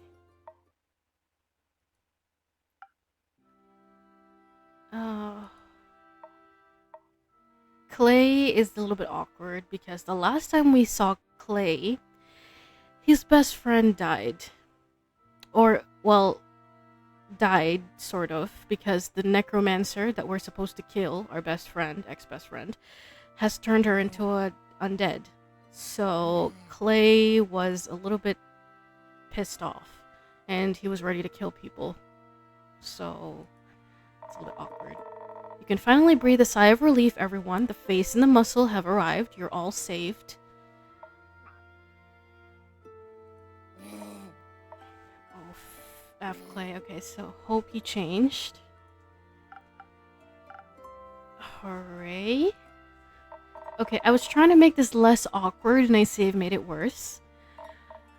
It's okay, Voy. Some situations call for a little bit of awkwardness. I am... Care, InnKeeper. I'm sorry, It's okay, I get it. I'd be mad too. I'm just glad you came back. Thank you for welcoming me back. Anytime. Yeah, Clay, listen, I'm sorry too. You needed us and we... There's nothing you could have done. I needed some time to be alone to be miserable. Thank you for still being there for me when I came back. Anytime, bud. How are you feeling? Not the best. I miss her a lot. Me too. She's... I know. And I feel pretty powerless without her here. But Dave was right. She would have hated it if we gave up now. I don't want to abandon the world she loves so much. We have to try and save it. It's Neil now, I think. But yeah, I think we owe it to her to try. And she deserves a proper ending too. Not to fade into some sort of puppet of his. You're always looking out for her. I know she really appreciated that. Clay and the girl that they're mentioning. So this girl, her name is Alethea. So she's kind of like, if you can see her as kind of like a priestess, like a holy priestess in a way. Her and Clay became best friends. Kind of like best friends / siblings. So like they really got really close together. They even made friendship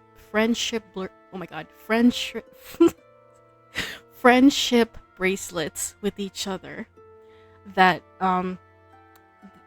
like the person who wears the bracelet will know the other person and where they are. So like for example, if that bracelet you see on Clay's hand, if let's say, yeah, so they were very close. They became very close, actually.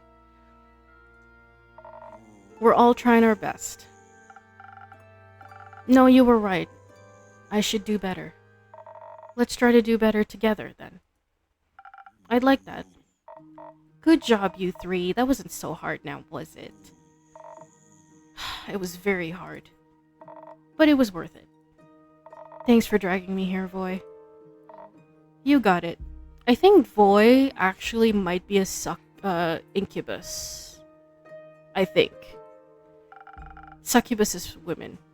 Incubus is male, so. I've heard you're joining too, Voy?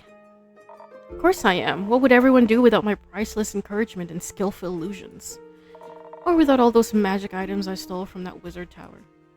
Plus, I'm dying to hurl the worst insults known to dragonkind at that man. And don't hold back on my account. Would you like a drink to help you with that?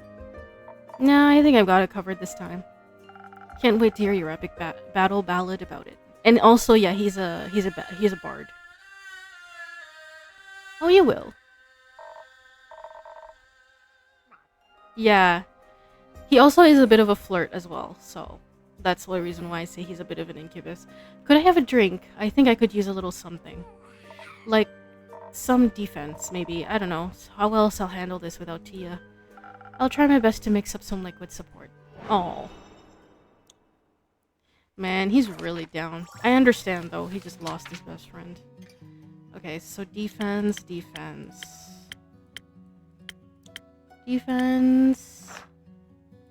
Honestly, for him, I think Frosted Lagoon.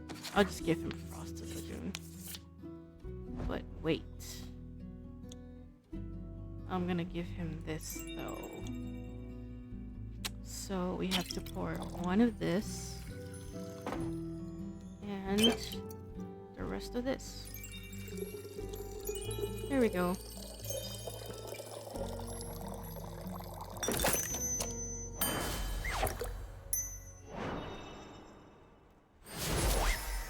Here you go, Frosted Lagoon. It's not quite Elithia, but this is as much defense as I can give you. Thank you. This reminds me of her in the best way possible. I really needed that.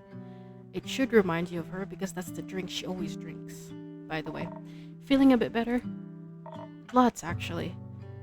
Coolio. Just missing the two wizards now. We should wait for them with Fable.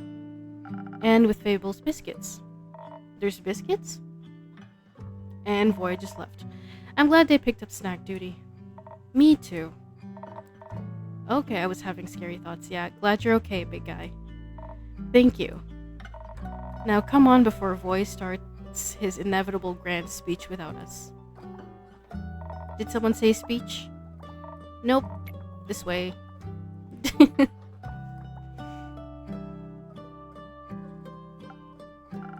I'll miss this.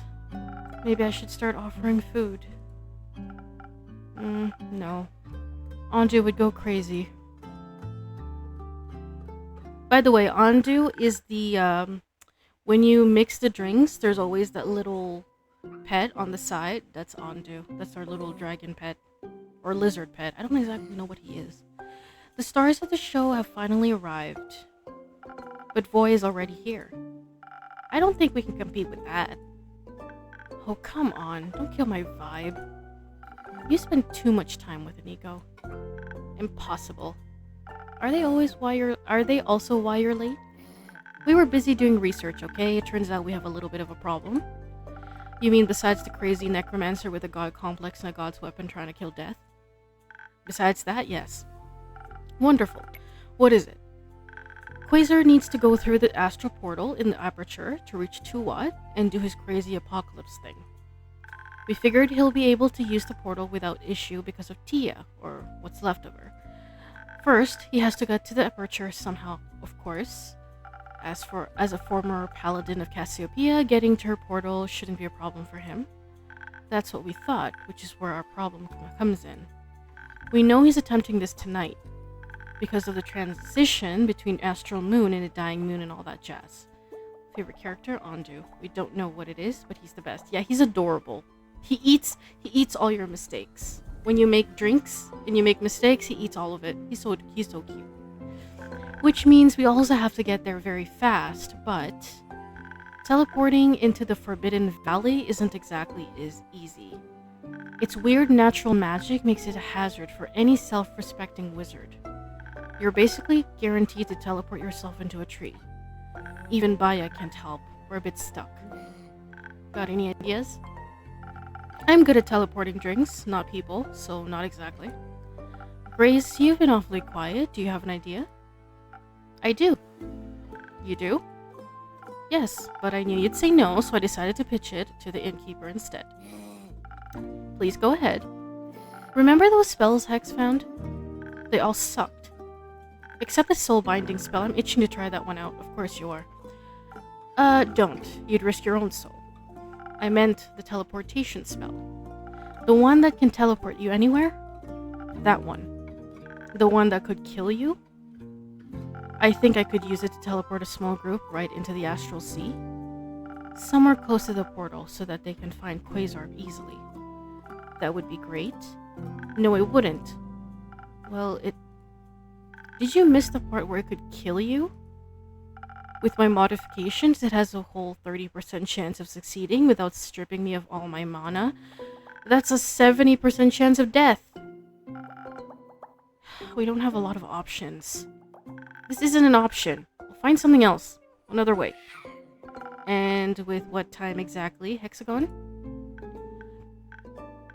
Fine. Sure, I'll cast it then. Don't be silly, you're awful at teleportation. Plus, it's more stable if the caster stays behind. And you're a much better fighter than I am. They'll need you at the aperture. And I need you alive. I won't be alive if we don't stop him. I know what I'm doing. Just trust me. And absolutely not. I won't let you sacrifice yourself for some useless heroics. Either I cast it or we don't do this at all.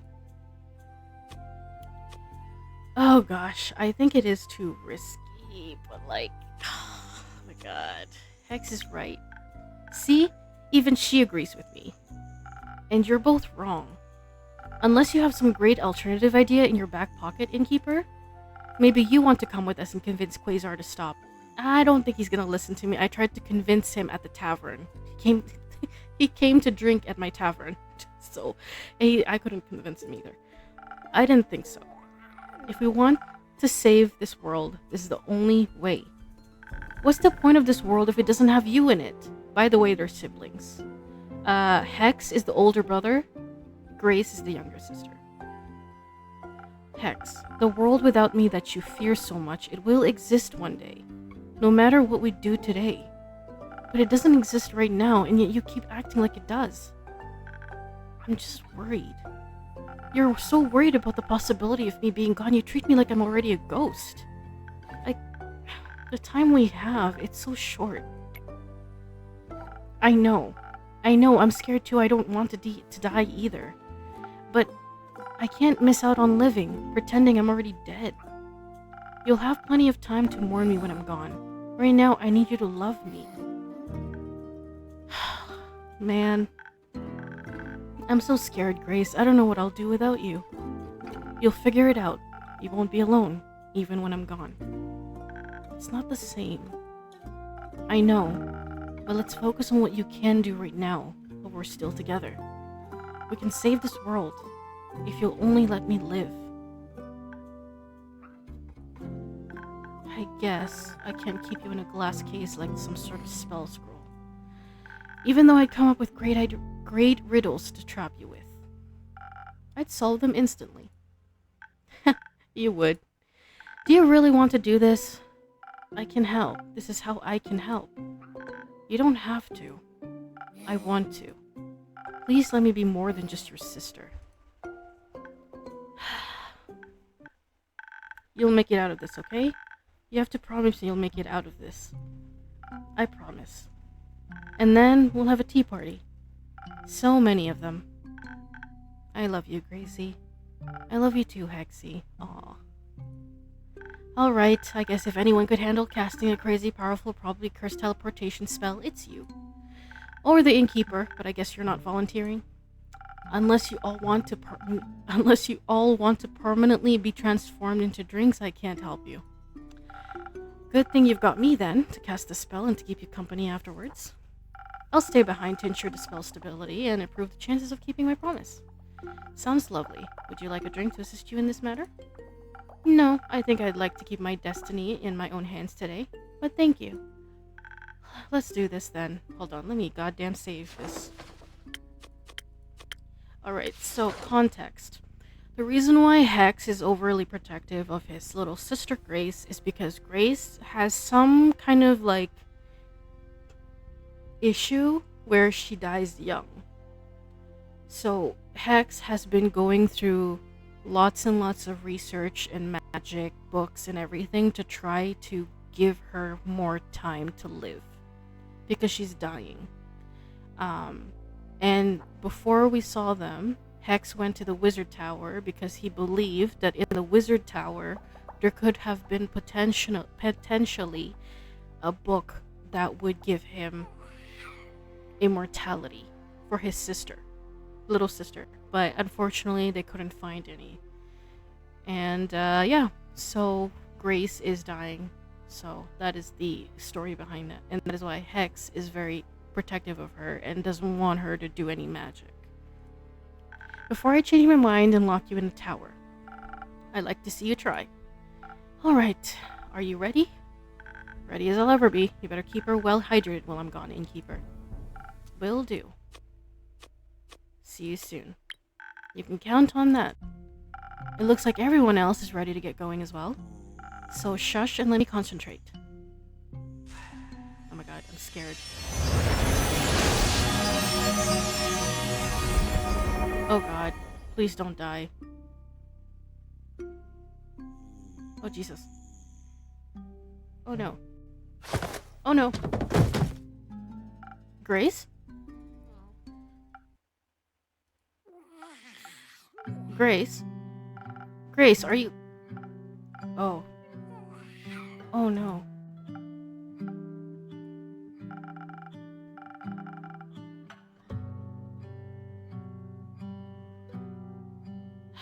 Thank you for your hard work.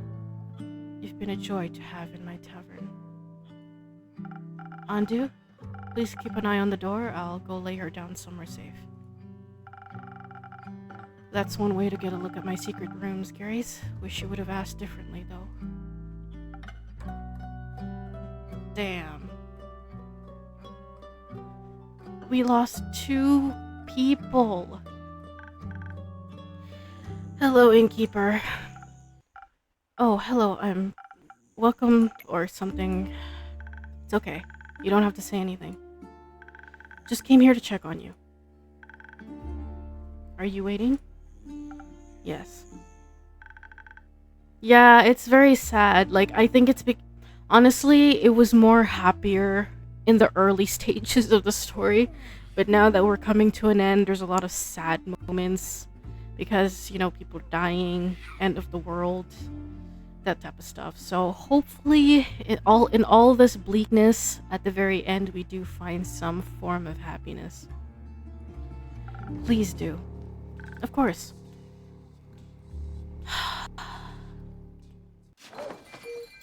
Oh god, this is so sad. I don't even know what to, like...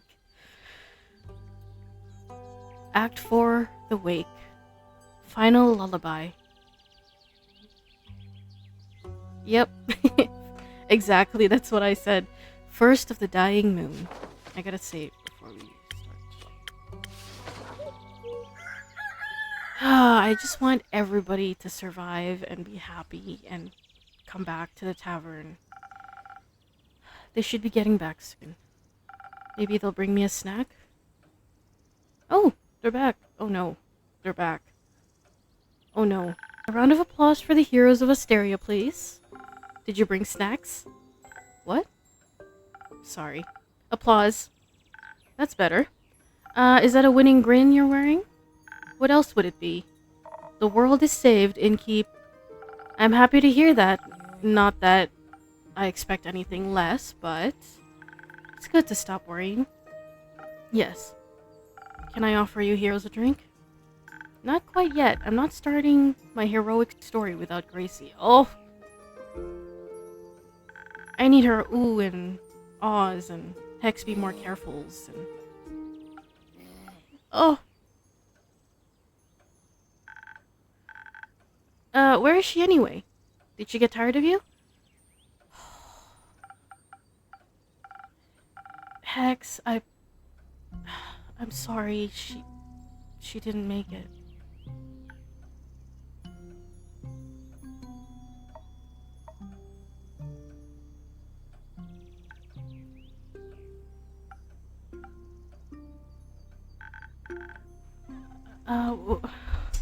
What do you mean she didn't make it?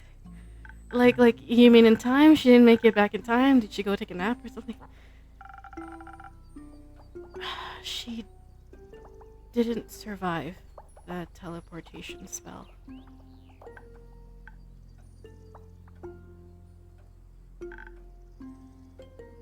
Oh no, I don't want to read it. She promised. I know. No, you don't get it. She promised she'd be okay. Grace doesn't break her promises. She didn't get a choice this time. But she...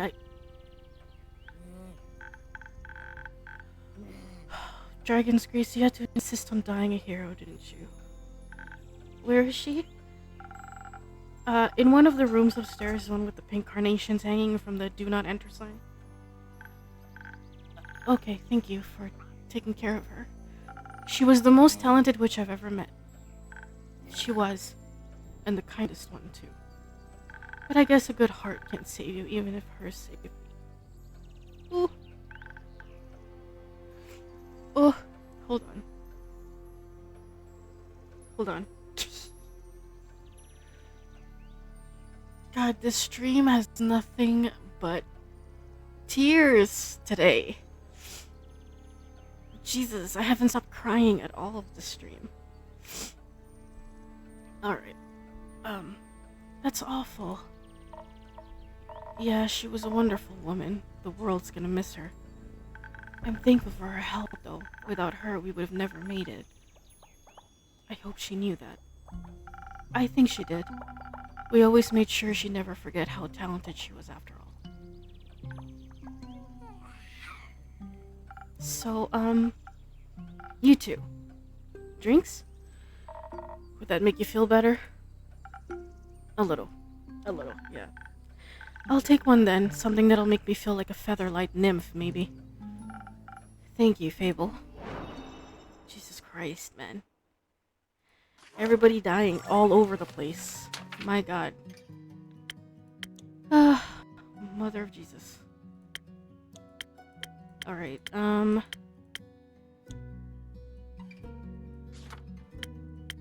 okay, I'm gonna just do this one then. Swift Strike. I think... Was it this one or... Shoot, I can't remember which one I put in before. Oh yeah, it's this one. And then I just need to add this one and the green one.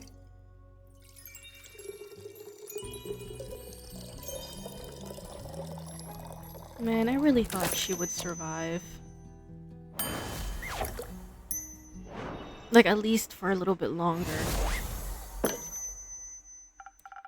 Here, your favorite. I'm always comforted by the extent to which you know me. Thank you. I guess we should get on with the epic heroic story now, right? I'd appreciate that. I'll start with the other group that took care of the roots. I imagine it began with the Battle of Wits. They're safe. The roots and the people. Local government didn't believe them about the dangers, so it was a close call. But it sounded like they got everyone out in time. Then all that was left was kicking some undead ass. Kyle said they had a lot of help too, like he and Countess Evelyn decimated a whole section of the undead army all by themselves. Damn. The Banshee and the Mary Morgan answered Baya's call and scared some of the skeletons to dust. Hell yeah. Even Neil's parents showed up with a group of retired adventurers from Borkham. Damn.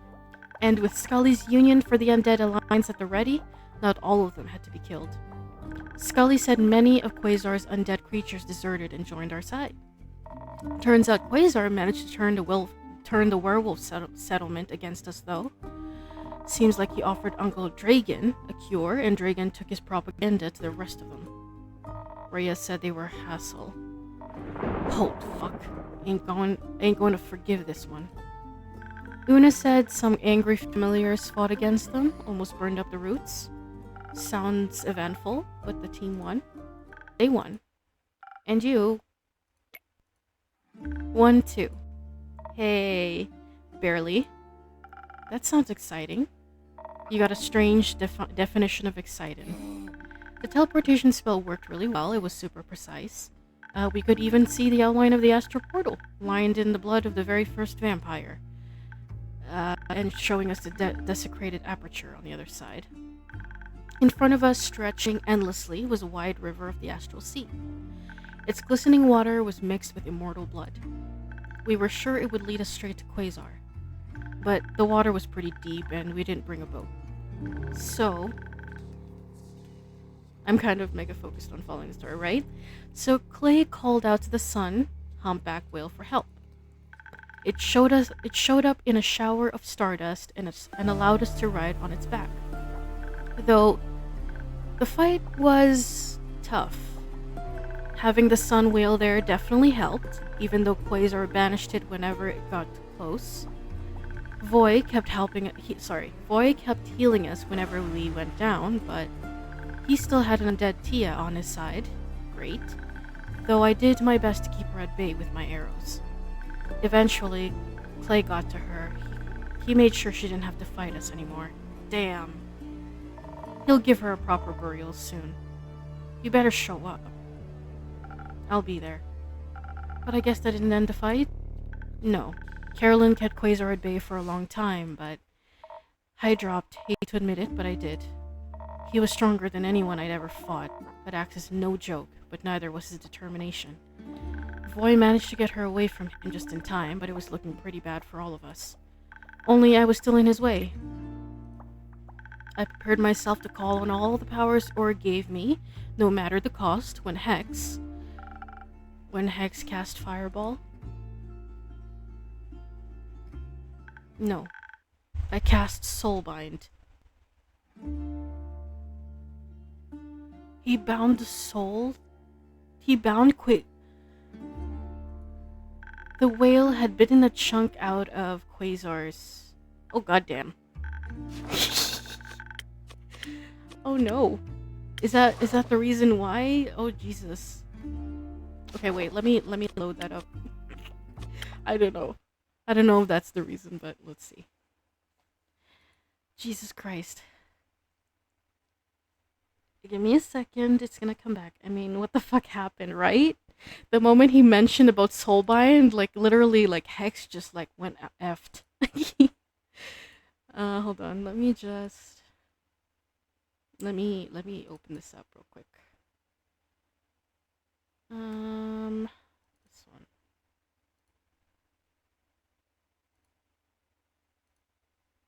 Alright, give me 1 second. I hate having to do this all the time. There we go. We're fine. We are fine. I just have to wait. Okay. Let's load up the thing. 60... it doesn't matter. It's the same thing. Okay. And he looked bad. Bad enough that I thought I might be able to pull his soul out. So I thought I might as well give it a try. That could have ended you. Or our friends. Could have, but I guess us hexes are known for risky moves, huh? Plus, Gracie would have killed me if I didn't make it back. I had no choice but to survive. Did it work? Obviously, I pulled his soul straight out of his body, and in my panic, I bound it to the closest object. Boris' great axe? Precisely. I think he's just a cursed great axe now. We even brought it home for you. Though it thought it'd make up for a great tavern decoration. Oh my god. Lynn's been carrying it for me. Here you go. Oh no. My best friend in an axe. I love it. This will spice up my tavern wonderfully. Ha! I knew you'd like it. Thank you all for the wonderful story. I'm very proud of you. We couldn't have done it without your help. Or without Grace's. How about I get you all another drink on the house and we go tell her and we go tell her the story. I'm sure she'd love to hear it. That sounds wonderful. It's been a blast, InnKeeper. Thank you for everything. Cheers to a million more adventures. Or something like that. Don't get all sentimental on us now. Let's go tell a story. Let's. Oh my gosh.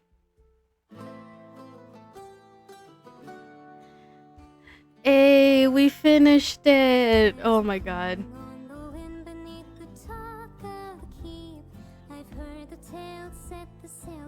Oh wow, that was so good. Okay.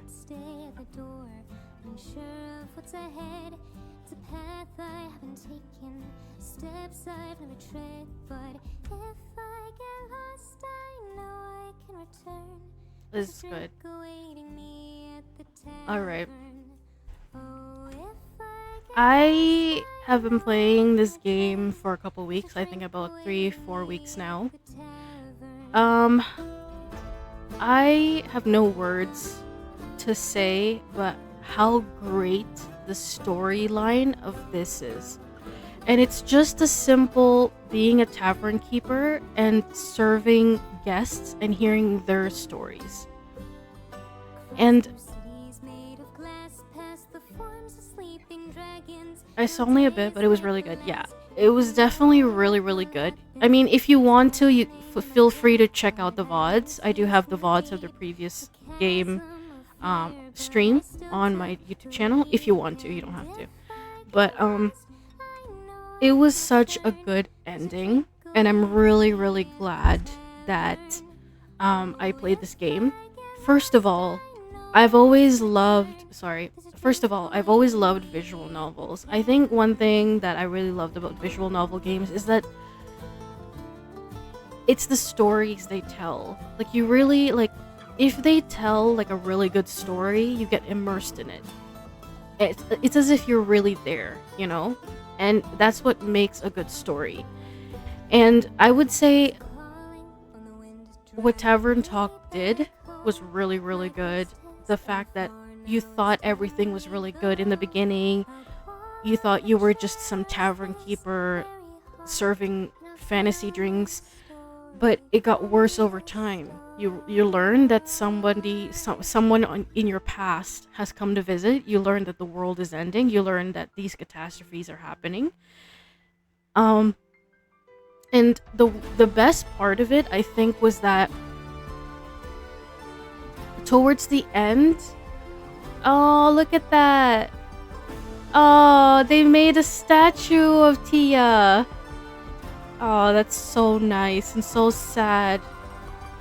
And the art is so good. Oh, they made a statue of Tia here. That's so sad. Oh my god. Oh. Oh my god.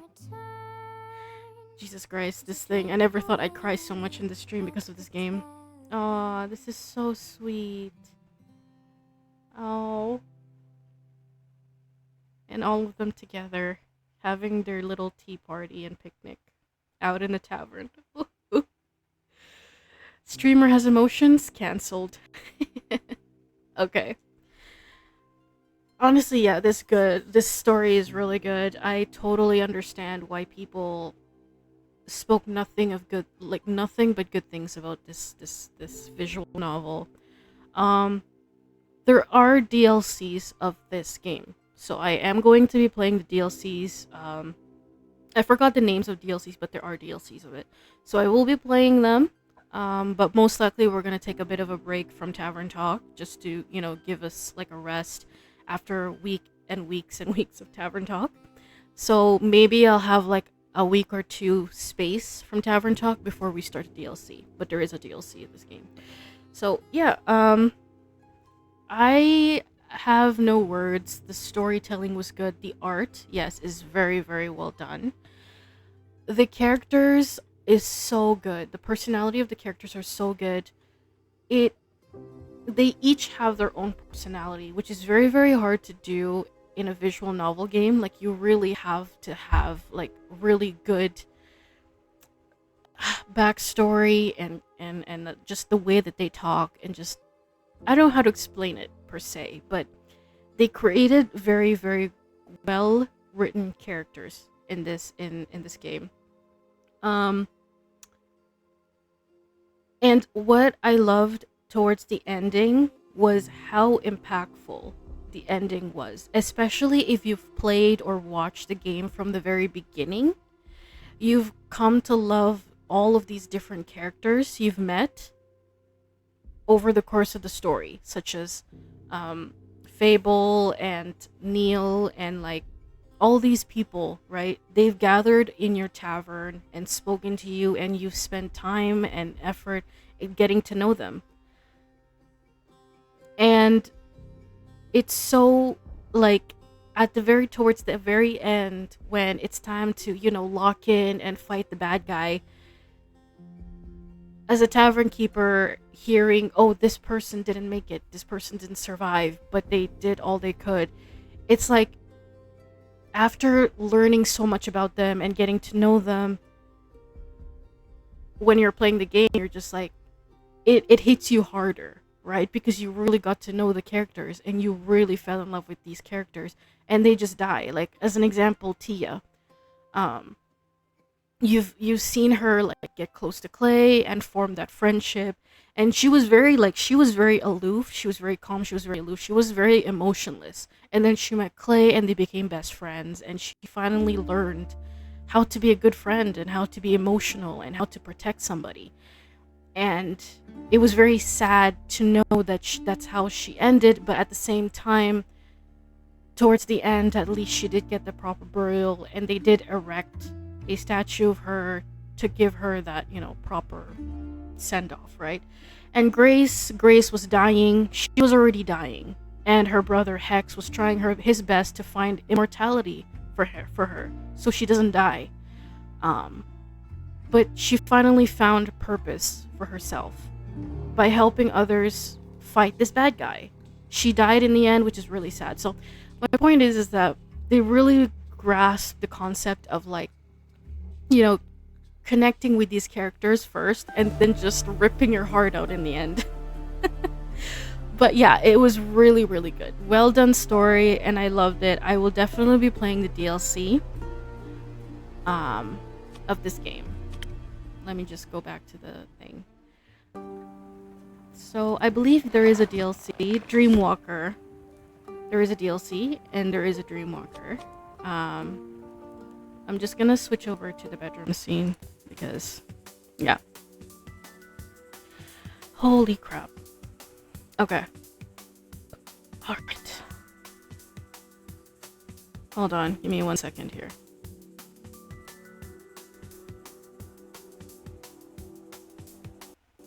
Alright, there we go. Alright, so yeah, I mean, honestly, there's not really much else I can say. If you have not played Tavern Talk, I suggest go and play it. There are other endings. I'm sure, like, you can get a bad ending as well.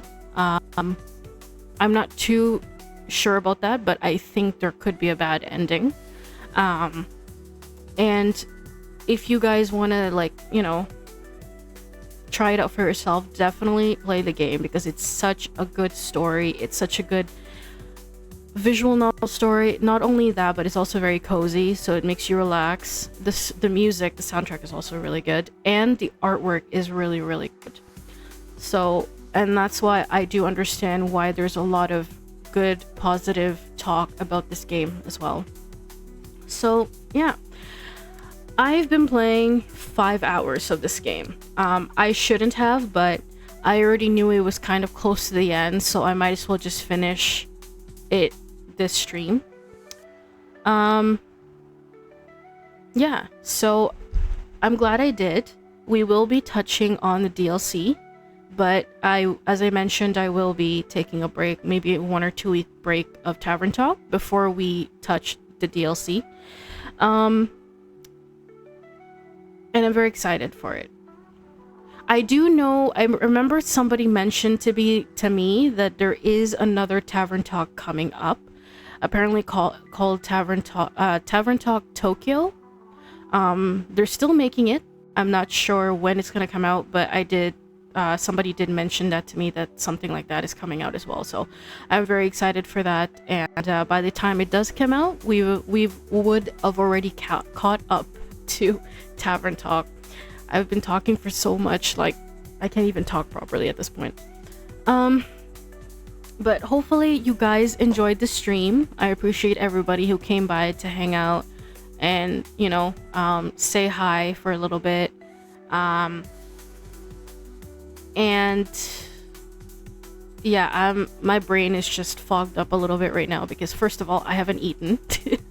I'm gonna order food after the stream. And also, you know, I've just been doing a lot of crying in this stream. I think the whole time, halfway through the stream, I've just been crying. Yeah, I'm gonna eat soon. Like, as soon as the stream ends, I'm gonna order food. Maybe McDonald's, eat something quick and fast.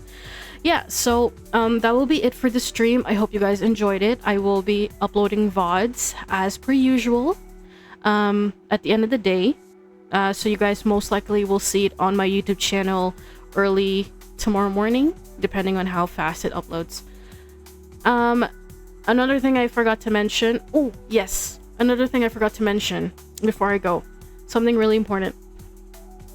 Some of you already know this, but if you guys have my Discord server, I am already in the works of making my emotes myself, right? So I'm still working on it. It's not there yet. There's going to be some emotes specifically for affiliates, and there's going to be emotes specifically for customers. So I'm still working on it.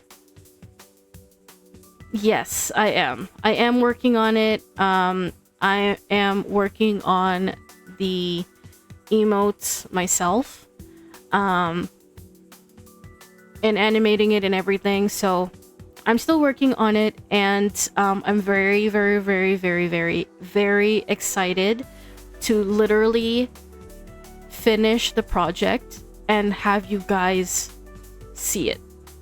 I have so much ideas for the emotes. It's gonna be animated. There's gonna be different types of emotes, obviously, for specific like affiliates and for stuff with Discord. So we're gonna work things out. Another thing I wanted to mention, this is like, I should have done this like in a separate stream, but I needed to do this now because I'm already on stream anyway. Another thing I wanted to mention, Patreon has been open for a while, my Patreon. And I wasn't exactly sure what I wanted to do with it for a while.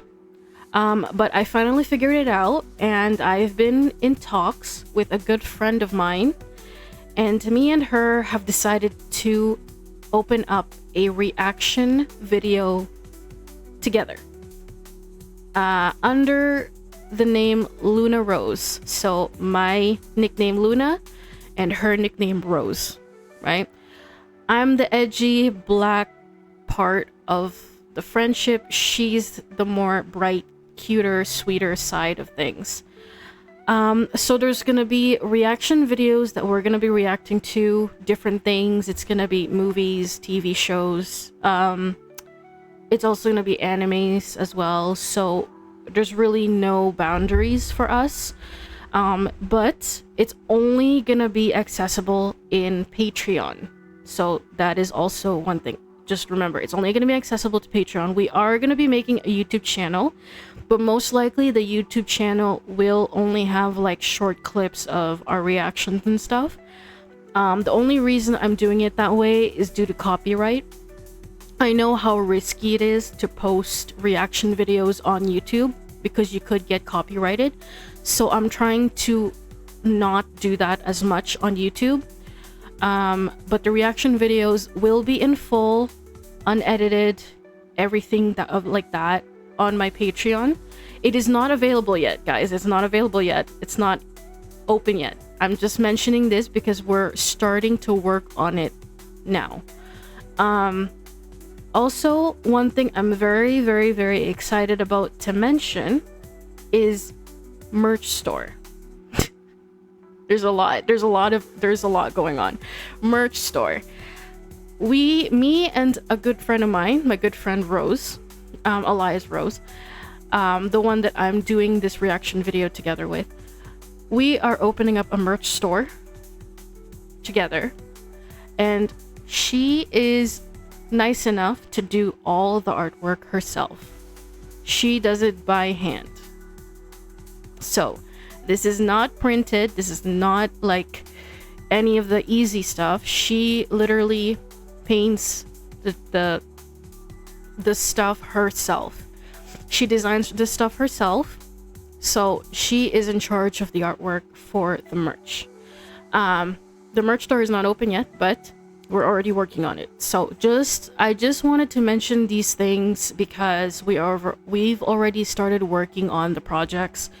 I'm working on my own stuff with emotes. Emotes is completely separate from the Patreon side.